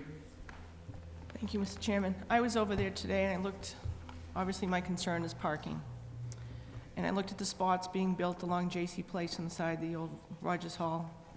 And you're taking all the green space away to put in plenty of parking, which is great. But I think there's way too many units for this building. And I find it hard to believe that this is a benefit to the neighborhood, as Attorney Plunkett said. This is not a benefit to this neighborhood. This is a detriment to this neighborhood. And if the developer cared at all, he would have cut the number of units down in the first phase, cut the second phase down, and made this more adaptable to that neighborhood. I have no further questions. Joe? Yes, thank you, Mr. Chairman. Just a couple, if I may, while we're on the subject of parking. As I looked at the plan as a whole, and I believe you have the parking spaces numbered, it looks like, is there 45 spaces dedicated to this phase of the development? Am I correct there? There'll be 45 spaces in this, on this parcel. Some of those spaces will be used for the other lots. Phase one. To have a total parking in excess of 3 spaces per unit overall. All right. So our total parking for both phases combined is how much? Do you know?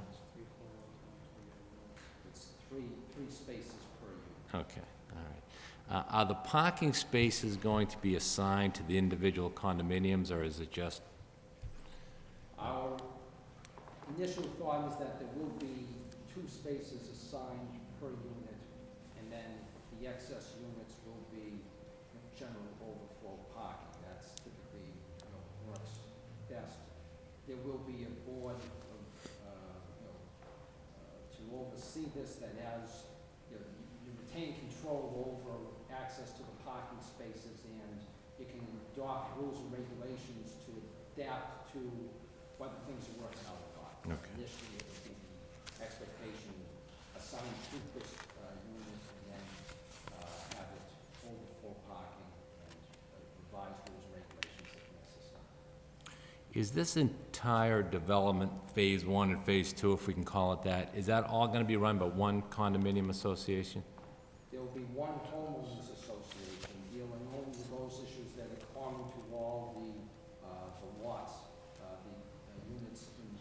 total, but each of the lots themselves will have,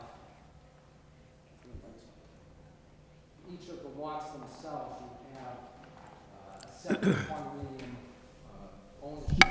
So there'll be a separate condominium association for each lot on the subdivision. Please take your thumb off the, is the little green light on?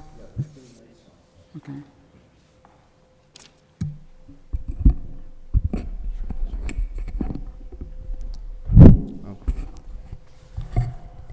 Okay, just to restate again, that's a little better. Each individual lot will have its own condominium association. They will be deemed a separate parcel of land. The homeowners association will cover all the lots in total with jurisdiction over those matters that are common to all. Has the historic board had any input on this phase of the development? No, they don't have any involvement in this stage in that. I understand they don't have jurisdiction over this phase of the development because it's reuse of the existing building. I'm looking at the memorandum that the historic board sent to James Erickson, basically indicating that they don't have a jurisdiction, but they support the retention and reuse of the two National Register of Historic Places but have no design review, etc. But there's some indication here, regard to phase one, as construction progresses, various elements of the conditions will be triggered relating to materials, color samples, landscaping materials, trees, plantings, etc. Right. Does any of that come into play in this phase of the development? It will come into play only in the sense that we will have, we're doing the landscaping from the perspective of landscaping in total for the entire parcel. So, in conjunction with the discussion that's ongoing with the other parcels, there will be landscaping that will, be a common scheme overall. I know that there's been discussion in regards to the fence along the entire front, even in front of this parcel. Obviously, we're going to abide by that provision. Basically, in terms of color scheme, the building that's, the gymnasium will retain the brick existence that it has now, and any changes will continue the same construction that you have there today, and the same with the building that exists. Again, the thought is to not change that at all. Okay. But you're working with the historic board Yes. on the landscaping as a total package, am I correct? And I've talked with Steve and Chuck several times about the deck and the color scenarios and the historic permit that they've issued already for these other buildings will be continued on to this one. Was our verbal agreement with them that we're not going to change and start painting purple windows. We're going to continue these guys want to do the thing right, and I don't think it's going to be a problem. A couple of questions I think that Ms. Kavanaugh brought up. I'm not sure if they were answered or not, but she was discussing what the materials for the stairway egresses were going to be, and whether the windows are going to be replaced or retained, and whether the decking will be similar to the first site plan. Can you comment on those three questions? Yes. I'll go through them again. She had questions regarding materials on the stairway egresses. And the stairwell egresses, I'm going to make it easier. I'm just going to pull this over there. That's this area here. It's the same exact siding that's on these. It's number one cedar clapboards, red cedar clapboards that are on these dormers right now. The exact same thing. The same trim boards, the fascias and so on. We've continued the size of it and the scale. The entablature exactly the same. This addition here will look no different than it's been there for 100 years. And I think you indicated in the two spots you had to add windows. You're adding basically the same windows that are there, so they'll be consistent up and down. Yes, Okay. same size openings. And the decking material's all similar to the first site plan. Right. I don't believe we've made a decision yet as to if we're going to restore these windows, which are in pretty decent shape, re-rope them and so on, and put a thermal paint in front of it, or to put in new windows that replicate the same layout that's here.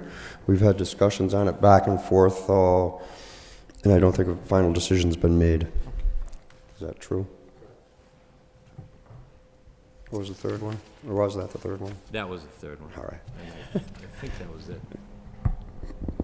That's all I have, Mr. Chairman. Thank you. Richard? Yes, I have a couple of questions. There was a question from somebody about how the trash pickup in the entire area, how is that going to be handled? Both, from an overall standpoint. The individual lots that were part of the site plan from, I think it was October, whatever, that will have curbside pickup. This will have no curbside pickup. This will require private, there will be a private pickup required for this, and that will be part of the condominium fee. There will be a budget item for the trash removal. So there'll be private pickup for what you're doing now? For the two buildings. Where will the trash be stored?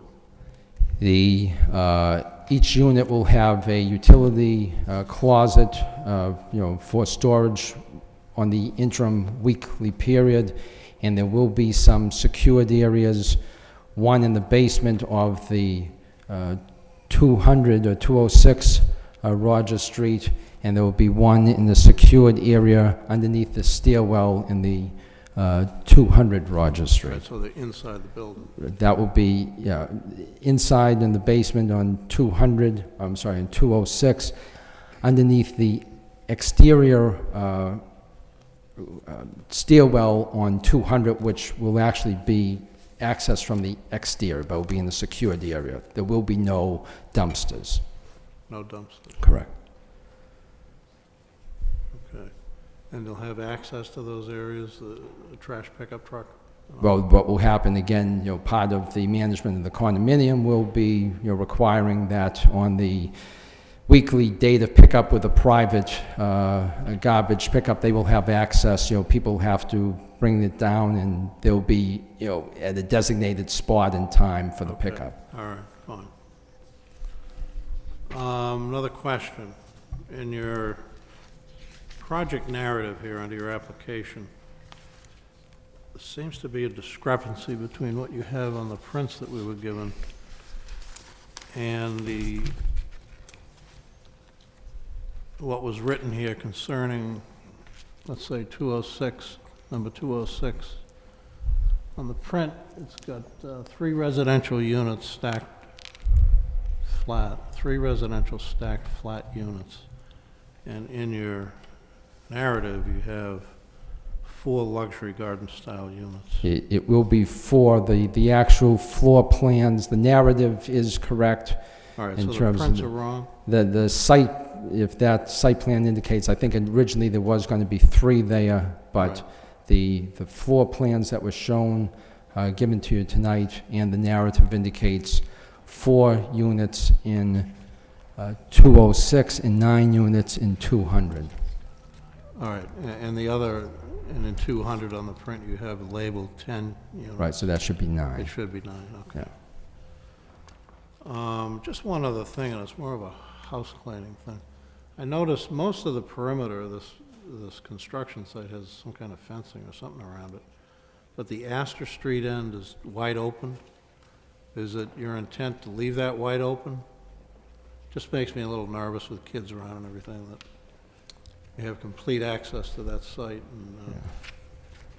And, After, which side, do you know the Astor Street? I can answer that question if you want. I'm Roland Mainville, 275 Christian Street, Lowell, Mass. There is a fence. We have not closed that side because we cleaned up the site. There's no holes or anything like that. But when we get started full force on that project, that whole Astor Street side will have a temporary fence with a gate on it. That's good. Thank you. That's all I have, Mr. Chairman.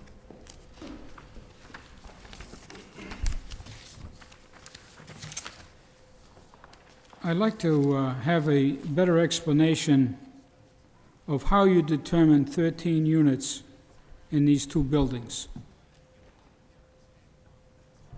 How you determine them?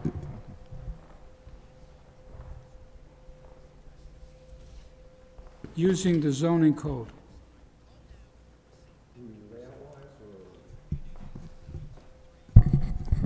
The square footages? I didn't hear. Are you looking for the square footages, how we determine that, or? No, I guess what I'm saying is, if this is a two-family zone, you have two buildings, you're not going to change the exterior structure of the buildings, right? Correct. Okay. If you're not going to do that, you get two buildings on a single lot, right? Okay. Right. Why aren't they two units in each building?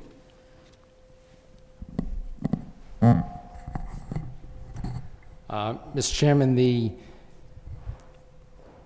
13 units would be in compliance with the zoning ordinance and number of units per square feet of the lot. Under what article?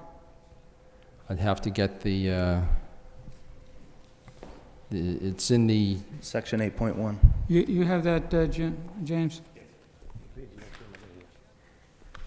And, Mr. Chairman, basically, it would be a situation whereby when you have, to address another concern that came up also, a question of, the benefit to the city or the community, when you have structures of this size, the economic reality of trying to convert them, to make that into a two-family, you would have, how many square feet do you have? How many? 9,000? 10,000 square feet. So you'd have 5,000 square foot units, which, if you look towards the intent of Section 8.1, reuse to encourage saving and revitalize buildings that exist. The reality is, by creating 13 units, ranging in square footage from, I think it was, I don't have my notes in front of me right now, 900 square feet to 1,600 square feet, you now have available housing stock, price range from $239,000 to $365,000. That is a benefit to the community. It is a benefit to the neighborhood in the sense of community at large, that they may have children who are looking at some point for housing. I'm going to go back to my original question. Yeah. In a TTF zone, I see two uses. One is single-family dwelling and all other uses. Where do you come in on this thing? As I understand it, Mr. Chairman, the building code says that these are multiple single-family dwellings. R3 is what they categorize them in the building code as. If you take and do a apartment building, let's say, that has 20 units in it, that's a multiple-family building. I just want to know how you arrived at these 13 units. That's Mr. all. Chairman, I might be able to answer your question. How we came up with that number of units? Yeah, I mean, if the zone is a TTF, is that what we're looking at? Right, yes. And it says here, one family dwelling, all other uses. Those are the two uses that you can have in this particular zone. That's correct. But in section 8.1.3 tells you that you can convert existing buildings into condominiums. And depending on the zoning district is depending on how you go about getting the units. And in that section 8.1, because we're in a TTF zone, tells us that we have to follow the TTF zone requirements as far as square footage and open space, et cetera, et cetera. And that's how we come up with the 13 units. I'm looking at 8.1.1. And it says, the purpose of this provision shall be to promote the preservation of significant historic buildings and neighborhood landmarks. Would you agree with me that this is a historical building? It's a historical building, and it's also I can't hear you. It was a historical building and also a learning center, as one of the reasons why we qualify for this conversion. Historic building and a learning center. Both been qualified. But it is a historic building. I don't know what qualifies a historic building. It's old. If I may, Mr. Chairman. Yeah. 8.1 is designed for the conversion of historical mill buildings, educational buildings, other buildings of historical significance in the city, of which the Historic Board, which is seen in the memo, has recognized both these buildings as historic in character and in nature. So therefore, they can fall for this 8.1 building conversion special permit. What they're doing tonight is... Well, I just want to establish what it is, what these buildings are. Okay, once we establish what the buildings are, then we can start to look at exactly what effects a special permit have on these buildings.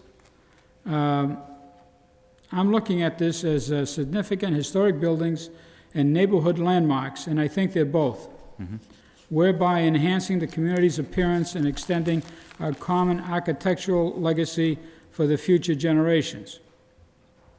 That's pretty clear to me. Now, where does it say you can turn these into condominiums?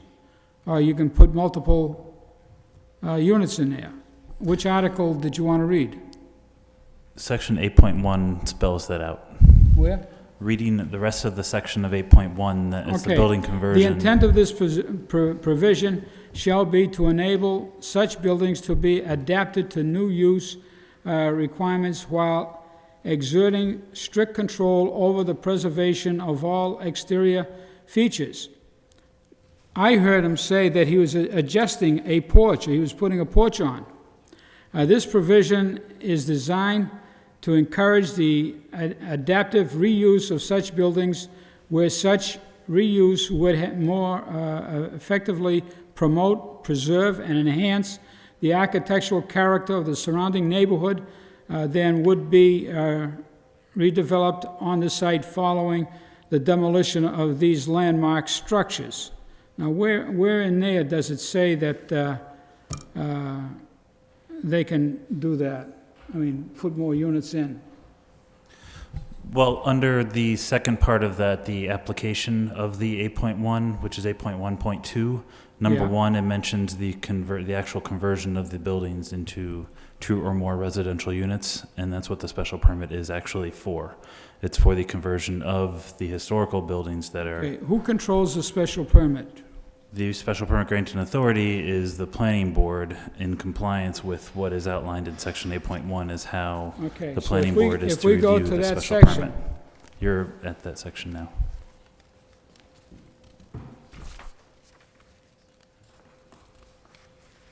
Section 8.1 outlines much of the applications and the conditions of the approval for its special permit. Okay, so if we go to special permits, it's too bad I didn't have my book.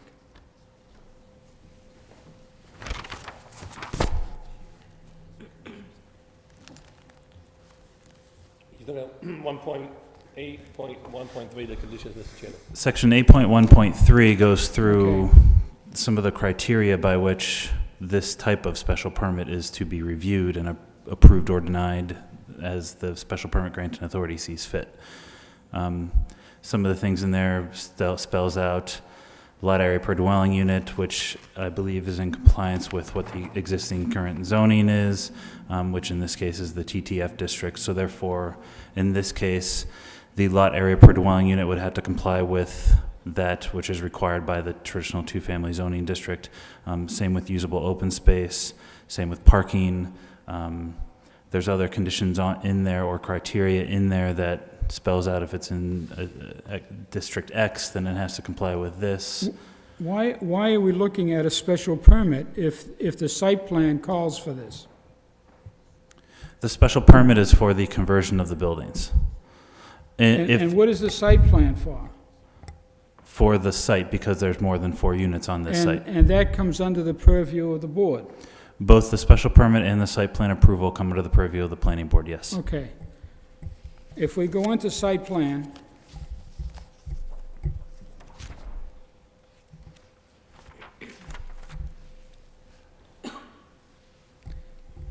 it gives us a little bit of a layout.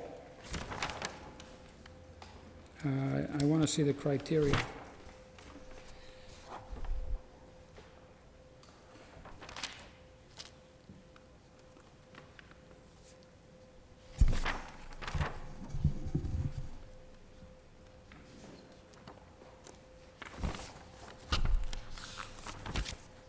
There's a set of criteria that must be followed.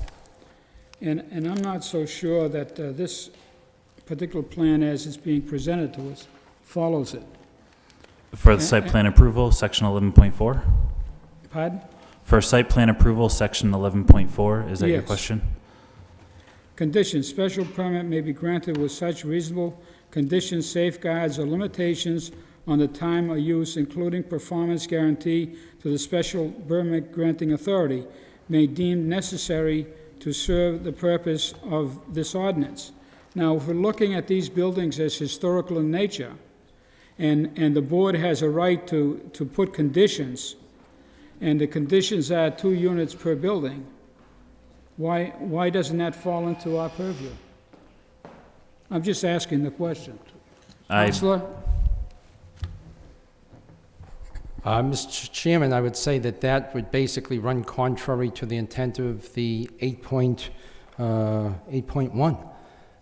Basically, the intent is to take these large buildings, encourage their reuse, encourage that they be retained, that you don't make them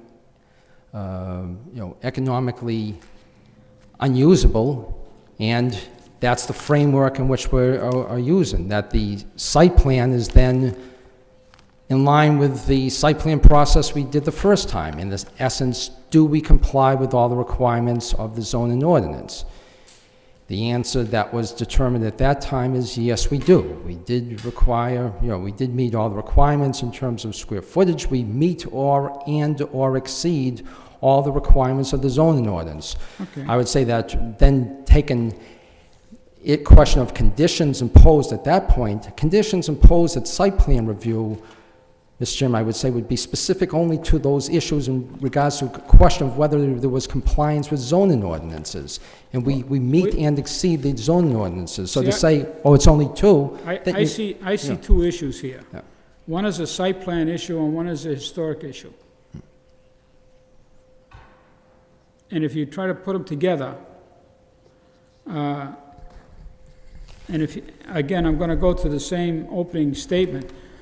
The proposed of this provision shall be to promote the preservation of significant historical buildings and neighborhood landmarks.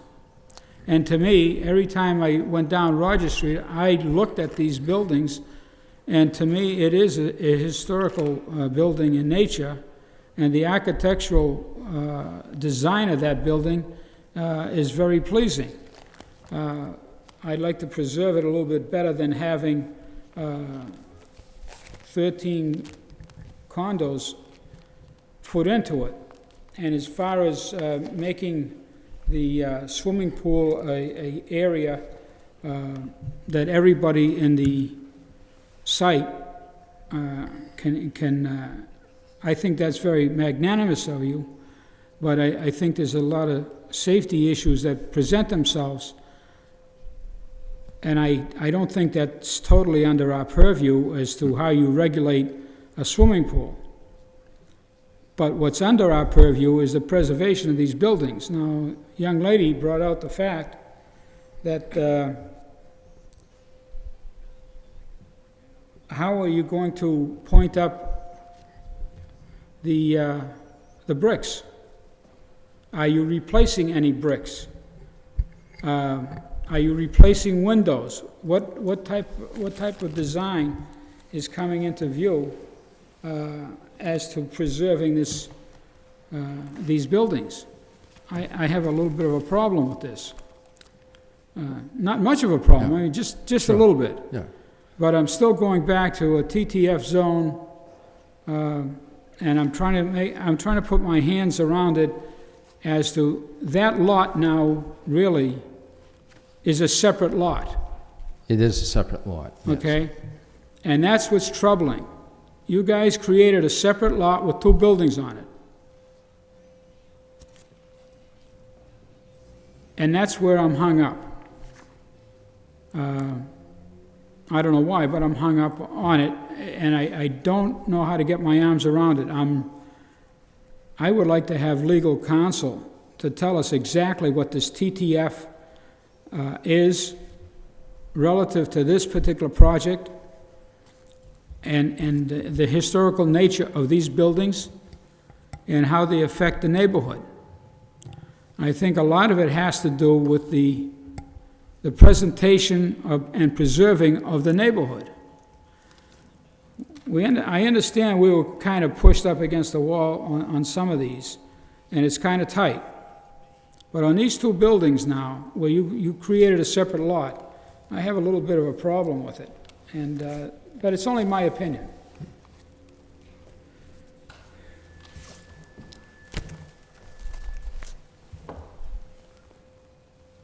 Do you want to comment, Mr. Chairman, or just... I don't care, I just want an explanation. Sure. And the explanation you gave me was very nice, and it was very flowery, but it still does not hit the crux of the matter. In a TTF zone, that's one parcel, why it's so many units. That's all. I know the economics of it. I understand the economics of it, and I can understand trying to put these buildings back into some type of economic relationship. I'm not against, the city getting the tax benefits. I'm not against that at all. But I'm taking a look at the open space that's being gobbled up by Hot Top of a very nice site. These buildings are, I think, fairly decent buildings to look at. And if I were living in that area, I think I'd have a problem with it, just a little bit of a problem. I understand you might, it might be okay according to the zoning, but I have a question between the usage of the special permit and the usage of the site plan itself. I think that there's a little bit of a cross, and I don't know how to address it. And I don't think the way it was presented really enhances this project or is beneficial to that neighborhood. I think some of the area residents did make a pretty decent case, but I have a little bit of a problem with it. Mr. Chairman, if it pleases you, I can have the legal counsel review these plans in reference to the special permit and site plan review, and review the TTF district and review to that as well. You had mentioned having legal counsel do something to that extent. Well, it's up to the other board members too. What's the pleasure of the board? Could I just ask one question, Mr. Sure. Chairman? In terms of this particular site and the lot that's remaining with these two buildings, I certainly understand the concept of reuse of these buildings that are classified on the National Historic Register, whether or not they're historic buildings per se. But given the size of this lot, 13 units, that's the maximum units you could put on the site, am I correct? That complies with the requirement of 3,000 square feet per dwelling unit per lot. Times 13 units, Right. 39,000, and Correct. your lot is 39,006. Correct. Mr. Chairman, I request an extraordinary opportunity to speak. But you allow the developers to rebut and to have a discourse with you openly for the last 30 minutes. I'm sorry, I can't hear you. Please go to the microphone. I would like to request a special opportunity. I don't know why you got up. The board member had a question that he was framing, and I would wish that he would frame it The public portion of it has been closed. But I'm asking for an extraordinary opportunity based on the fact that this chairman has allowed developers and their representatives to interact freely and have not allowed any opportunity for the public. And I'm simply asking. I'm going to go back to the board member. Mr. Please Chairman, finish your questions. My question is answered in terms of this site. I have no further question as far as that is concerned. Does anybody else on the board have any questions? I have one, Mr. Chairman. It's really unrelated to this, and I don't recall if we had fire department approval for this entire site or not. I'd like to check on that. There's nothing in our documentation tonight that says that we do. Just been a while. I believe in the package we received with feedback from the different town boards and agencies, there was something from the fire department indicating that they gave the approval of this site. I believe I have fire department approval on file. If it's not in the packet, I apologize. I'll make sure that that is on file prior to. Okay, that can be a all. condition should the board see fit. Okay, Mr. Reddy. Thank you so much. What I would just like to appeal to the board to do is, it's come to our attention over the course of these years that if the board is at a point where it will decide whether to continue or appeal, or deny, that a continuance will close the door for any further input from the citizens.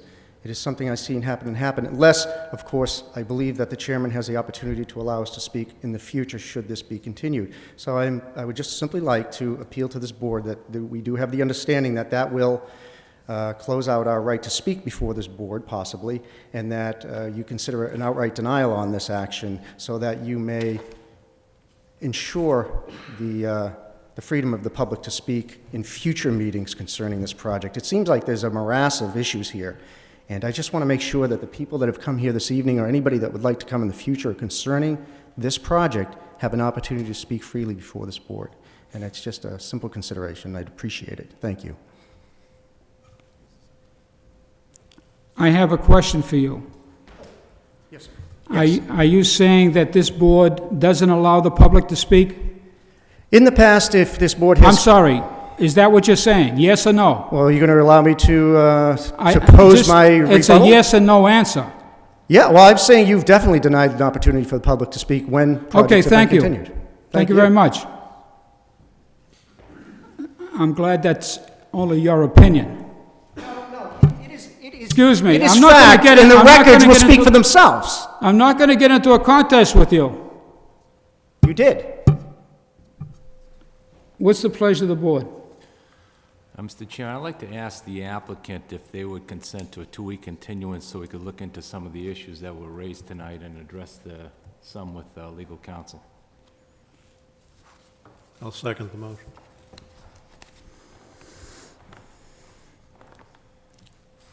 Jim, did you get that motion? All those in favor? First, Mr. Chairman, I want to ask if the applicant would consent to that. We will consent, Mr. Chairman. Okay, thank you. Then I'll make that motion with the consent of the applicant to continue this for a 2-week period to the next. Would the applicant also give us a note that he concurs? Yes. Oh, thank you. Okay. What's your motion? Motion to continue for 2 weeks. I'll second the motion. All those in favor? Aye. Aye. Any opposed? Chair votes yes. Thank you.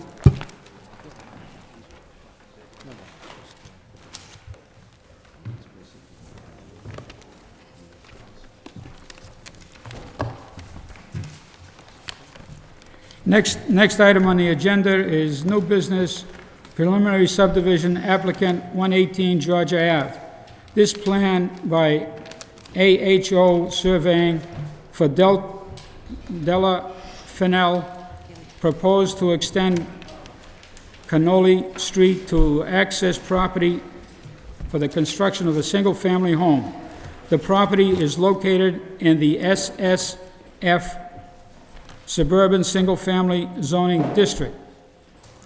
Cannoli Street has one home on it at present.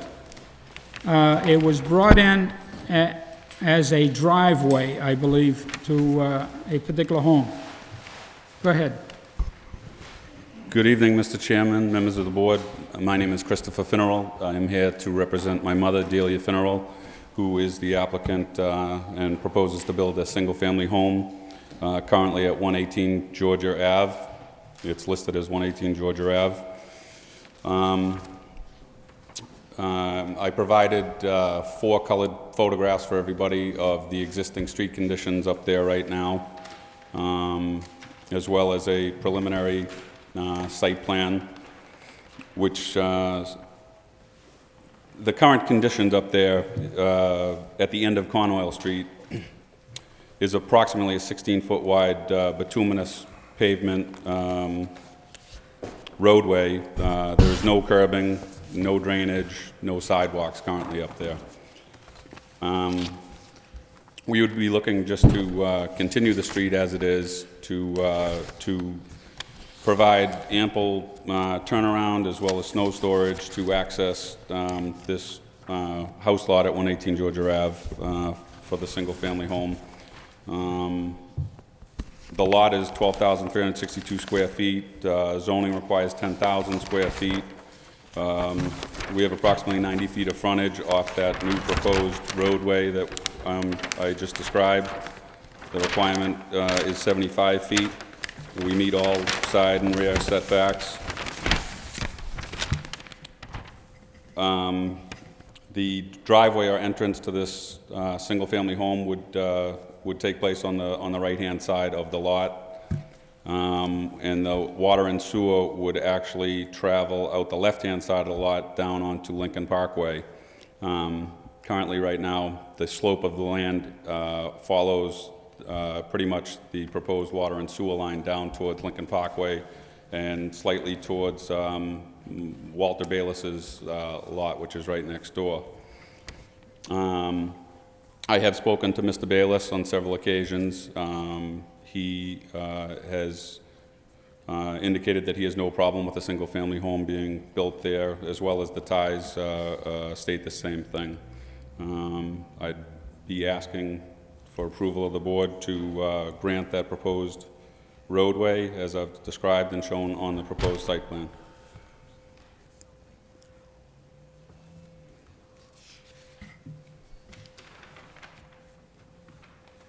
Is that it? Yes. Anyone else that would like to speak on this? Okay. Richard?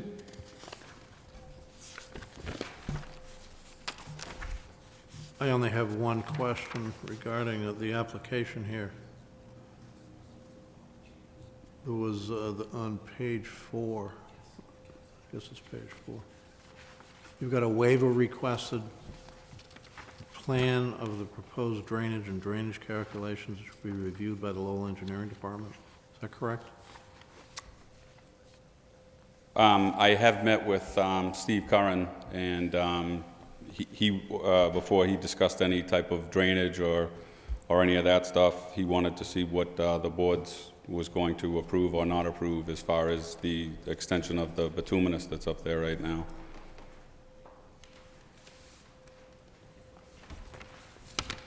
Okay, so you're not requesting a waiver of any sort here?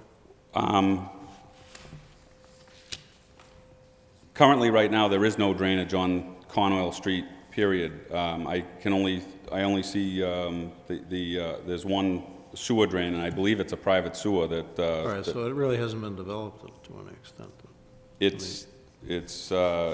It almost looks like a driveway as opposed to a roadway. I was there, yeah, okay. That's all I have, Mr. Chairman. Joe? Thank you, Mr. Chairman. Just to clarify, this is coming before us as a pre-application.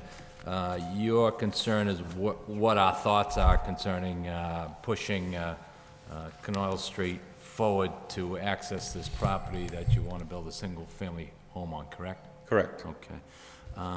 The portion of the street that's finished at this point, are you saying that's only about 16 feet wide off of Sanders, is that correct? It's slightly wider at the beginning of Cornwall Street. As it passes the Rabius and and gets to the Hogan residence, it narrows down to slightly over 16 feet. So essentially, for the Hogans, they come in off of Sanders, they're on a relatively narrow roadway, their driveway comes off of that and it ends, dead end. Correct. The Rabius residence and the Hogan residence are the only two houses on Cornwall Street that are accessed. There's basically that narrow roadway is serving two homes. All right. Your intention is to continue the existing pavement at the width that it is now to access this property that you want to build? Yes, and there's several reasons why we didn't want to complete the road. Number one is economically it wouldn't be feasible for what my mother's paying for the property. She could not finish the roadway. Two, we were trying to prevent as little runoff as we could as the land kind of slopes down towards Walter Bayless's property, and he currently already has a catch basin in his driveway. That's noted on the plan there, and so we were trying to do this with as little pavement as we could, but allowing enough snow storage as well as turnaround capabilities for any trucks or cars or traffic that went down there. Have you examined what the cost would be to finish it all the way out to, I suppose, Lincoln Parkway, right? That's the next connecting street. To finish it to probably the city specs, you'd have to come back and start at Sanders Ave, because none of that is finished either. And in front of the Hogan property, that's not finished either. So none of Cornwall Street is done to what I would consider, or probably what I've seen for city specs. It's just a concern of mine that, you know, we're continuing on a road that sort of ends in a dead end with really no turnaround without providing for a turnaround, cul-de-sac, or finishing it out to the roadway. So I know you spoke to Mr. Bayless and a couple of the other neighbors. Have you spoken to the Hogans? I have not. Yeah, you might want to speak to them and get their thoughts as to, you know, the roadway that'll be running by their property as well. But well, I don't know if you have the photos that I gave you. Another reason why I didn't want to complete the whole roadway was there's that Cornwall Street and what would be to the left-hand side of this proposed roadway, several trees that we would be cutting down that are in front of the Hogan residence, as well as a buffer for the Bayless property. And we were trying to keep as many trees there as possible, as well as that what's depicted as Georgia Ave is all nicely wooded as a buffer for the Thai residents. I'm sure the city engineer and the highway people will talk to you about, you know, the roadway improvements themselves, but I would urge you to speak to the Hogans as well. You know, it seems to affect them probably as much as anybody, and get some thoughts from them. And you may want to price out what it would cost you to put it in either a cul-de-sac or punch it through to Lincoln Parkway, so at least you'll be able to have some sort of a reference point. It's my understanding that neither the Thais or the Bayless want that or would like that roadway to go through, so that's another reason why, like I said, price as well as the integrity of what's there and the buffers that they already have. Okay, that's all I have, Mr. Chairman. Thank you. Mary? I was up here today, and just for the record, I have spoken to the Baylesses about this project, and they had no problem with it. They did request that the trees next to them, as they're going to be bringing in the sewer line, they have no problem with that. Mr. Ty has no problem with that, but they did request that as much integrity of the wooded area that's there now remain, but they had no problem with this development, and I will support it. Tom? I have no comments, Mr. Chairman, thank you. When this street was, this was a paper street. When the Hogans put the house on, it was understood that this would be a drive to their house. Now it's turned into a street. And my understanding is it's being plowed by the city, and it's not up to street code, according to the subdivision regulations. if this was to open up, I think it would enhance the house itself. In other words, this Cannoli Street would have to be brought up to standard. And I like the idea of driving it to Lincoln Parkway. It'll be easier for plowing, for trash pickup, and everything else. To put a cul-de-sac or a hammerhead on this thing, and even a fire apparatus down here, I think you're going to have a little bit of a problem, or an ambulance. If you could come in on Georgia Ave, that might be a way to go as well, and flip the house over, because that's a nice lot. And looking at the locus of this thing, I don't see why you can't bring Georgia Ave in. May I, Mr. Chairman? Georgia Ave is abandoned street by the city, and the section that is directly to the left of this house. How is Georgia Ave abandoned? Well, it says Georgia Ave undeveloped. That piece of Georgia Ave, as well as another block up in Maria Miskalik's property, was given to... Then that only leads me to believe that Cannoli Street has to be driven out to Parkway.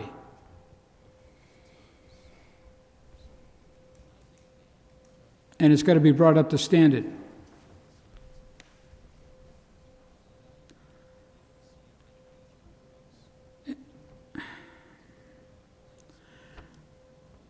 I think if you go to the original documents, James, you'll find that was the agreement at that time by the neighborhood. That was a drive for that one lot. I'm familiar with the original property. I know George Proakis is more familiar with it. I'm not sure. I know George spoke with Mr. Hogan today. I'm not sure what came of that conversation. So I guess we can look into that further as to whether or not the neighborhood is still in favor of continuing the street through, or if the neighborhood would be okay with just extending the street. Well, to put a cul-de-sac there, it defeats the purpose of this whole thing. I understand that people are using it for their backyard. Is that true? There's swings out there, or toys out there? Mr. Rabius has a sizable lot there. I believe the swing set's on his property. It's not, there's nothing in this property that my mother intends to purchase. It's just an abandoned or wooded lot. I think to make this thing work properly, you need a street going out to Lincoln. And maybe you don't have to extend Cannoli. Maybe all you have to do is drive it in from Lincoln. Flop your garage around to the other side, okay, then it makes a little sense. But you're still going to have the same problem with plowing. It was my understanding, I spoke with Mr. Curran and as well as Mr. Walsh at the DPW, that he would prefer, Mr. Walsh's stance was that he would prefer not to have two streets that didn't ever meet, like if you're saying to gain the access from Lincoln Park. Who said this? I spoke with Ed Walsh at the DPW as far as plowing goes and street maintenance and that sort of stuff. Did discuss the possibility of if it was the board's desire to add a cul-de-sac to the end of this drive, that I would do that, but once again, I was just trying to minimize the runoff that would be created from that. Do you have something in writing from Mr. Walsh? No, I don't. I just had a Would you have it in writing and then present it to us? I'd like to see exactly what he's driving at. The board should see exactly what he's driving at. Well, I believe the context of the conversation was, right now, when he plows Conoil Street, he pushes the snow in, and then the trucks have to back out of Conoil Street. And if I came in from Lincoln Parkway and created that same type of a T situation, then he would have to plow Conoil Street still like that, as well as Lincoln Parkway still like that. Well, that's why I'm saying to you, the best thing is to open up Cannoli Street all the way through. Okay. I'll tell you, even for saleability of the home, you're way ahead of the game. Well, Well, once again, it becomes a cost issue. My mother plans to build a single-family, one-story ranch there. If I have to do the road work of that entire street, it's going to cost me somewhere in the, probably, I'm going to guess, $80,000 to $100,000 to do that road, which it just wouldn't be feasible or smart for her to build this home at that point. As well as the fact that both Mr. Bayless and Mr. Ty have indicated that, that they did not want the roadway to continue through because that would ruin the integrity of their own homes. Would you explain yourself on integrity? Well, they like the natural buffer. This flaring out of Conoil Street onto Lincoln Parkway is a sizable area as it's depicted on here, and it's nicely wooded right now. We just finished talking about a plow coming down the street and then backing all the way out.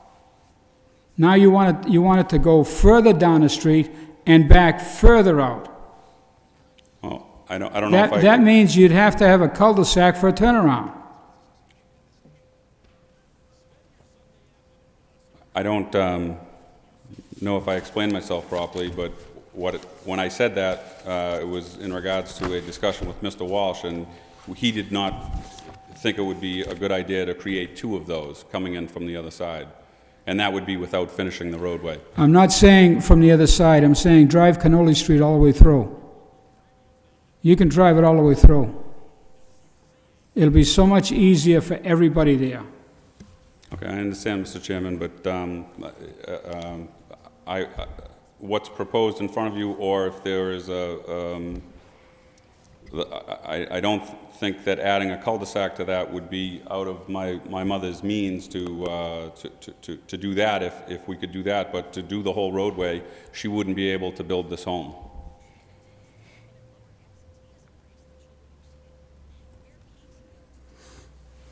What's the pleasure of the board? Well, this is a preliminary hearing. Sorry, Mr. Chairman. This is a pre-application session. I think we were just trying to give you what our thoughts are. I think you perhaps have a little more homework to do, maybe speaking with Mr. Hogan and speaking with Mr. Curran again, and getting proposals as to what it's going to cost to do the various things. And then at least you'll have an idea, and we'll have an idea. At least from my perspective, I agree with the chairman. I'd much prefer to see this street pushed all the way through. It'll end sort of the little mess that's there right now, and put it up to city standards. So I think that's the direction that I'd like to see it take and investigate those things. I'm sorry, Mr. Chairman. I mislabeled the original agenda that I sent to the board. This is actually a preliminary subdivision review. Yeah, so there is a vote that needs to be made. That's my apologies. I thought it was a pre-application. So we have to vote this up or down? Correct. Well, Mr. Chairman, I'd like to suggest that rather than voting it up or down at this point, that this matter be continued also perhaps for a period of 2 weeks to give you a chance to do some of those inquiries if that's appropriate. Okay. And I'd make that as a motion to continue for 2 weeks. I'll second the motion. You'll also give that to us in writing, that you concur the 2 weeks extension. Yes.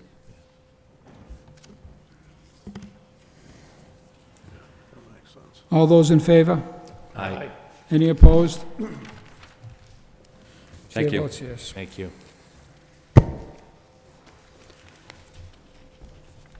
When I meant about extending the roadway through, it doesn't necessarily mean that you have to have the exact width of 28 feet. You could almost maintain the 16 because it's such a small drive. Okay, so take that into consideration.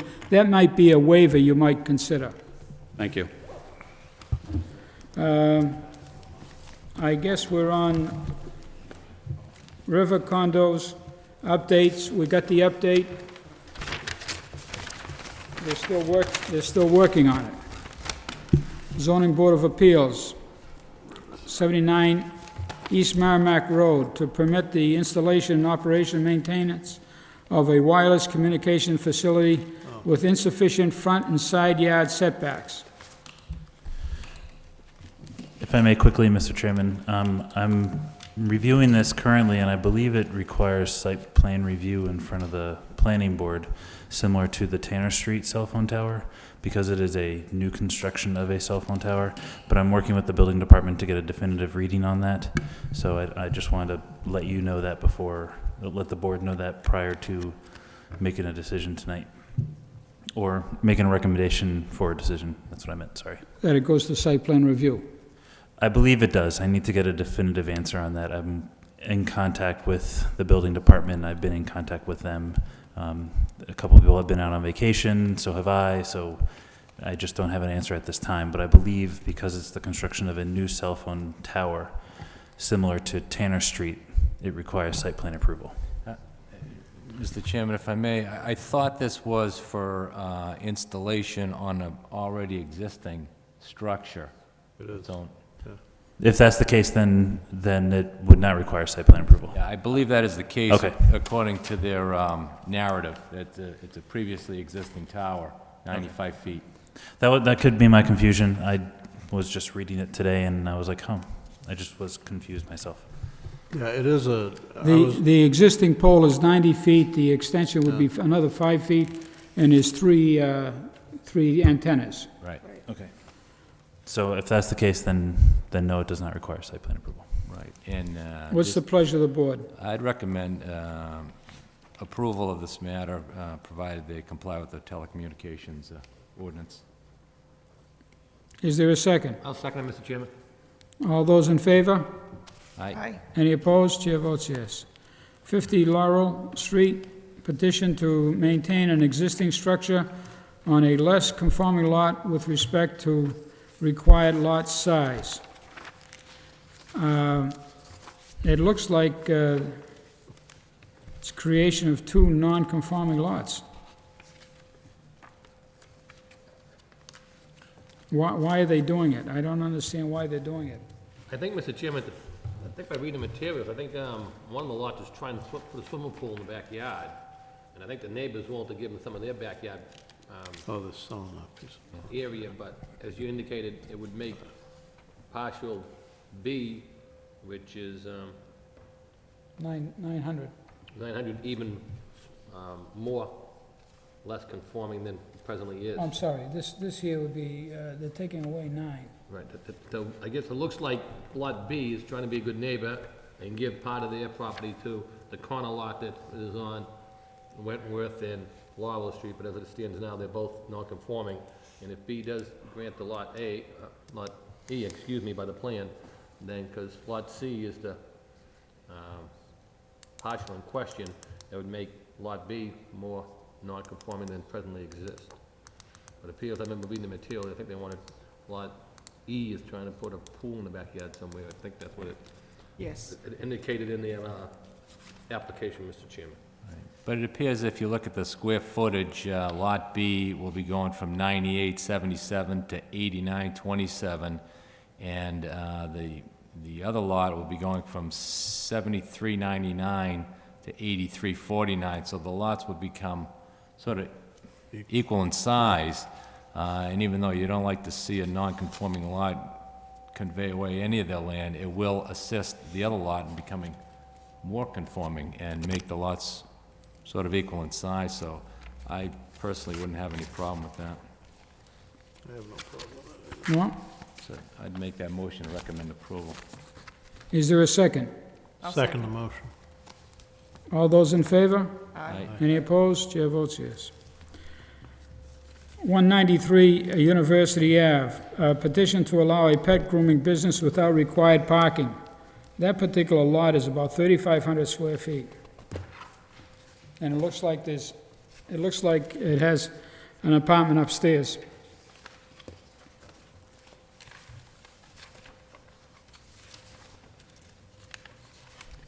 I was over there today, it's already an apparent storefront. Yeah, it is a storefront. An apparent storefront they want to put a new business into. Pet store. Or grooming. Pet grooming. Pet grooming. The thing we have to be careful about is the noise of the animals and, you know, that she may have overnight, the parking, and the houses are kind of tight in that area. It's not like it's a corner lot.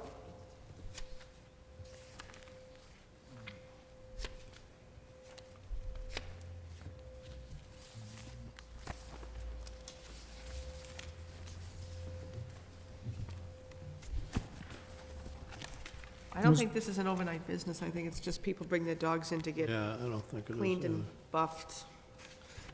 Waxed. Yeah, Yeah, waxed. it's not an overnight stay. No. Yeah, it is The a neighbors Dog difficult, and come in, dog they give it a hotel. bath. it's a difficult parking area, but it is consistent. I think there are a number of little storefronts there Yeah, and the whole street businesses is coming like and going all the time. Right. I'd have no problem recommending approval, provided the condition of the approval is that there be no boarding of any animals. Yeah, No boarding of animals? right. Is that your motion? Yes. Is there a second? I'll second the motion.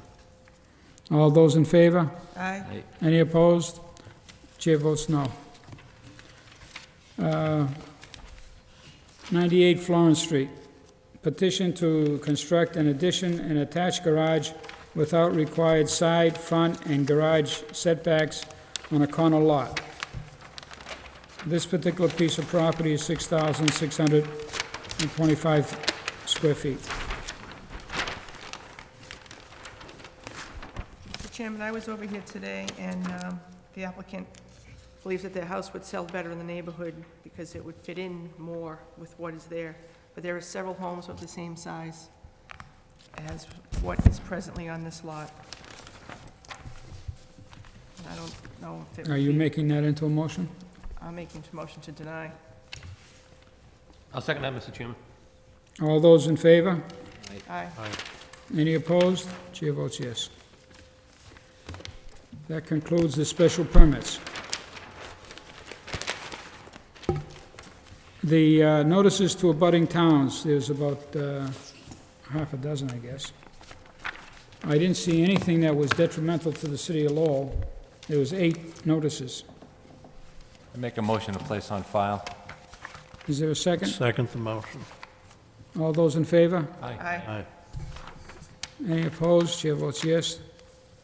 Further comments of the planning board members? Anything new, old? I have none, Mr. Chairman. Nothing. Nothing. Do we hear a motion? Make a motion to adjourn, Mr. Chairman? Is there a second? Second? All those in favor? Aye. Aye. Thank you very much.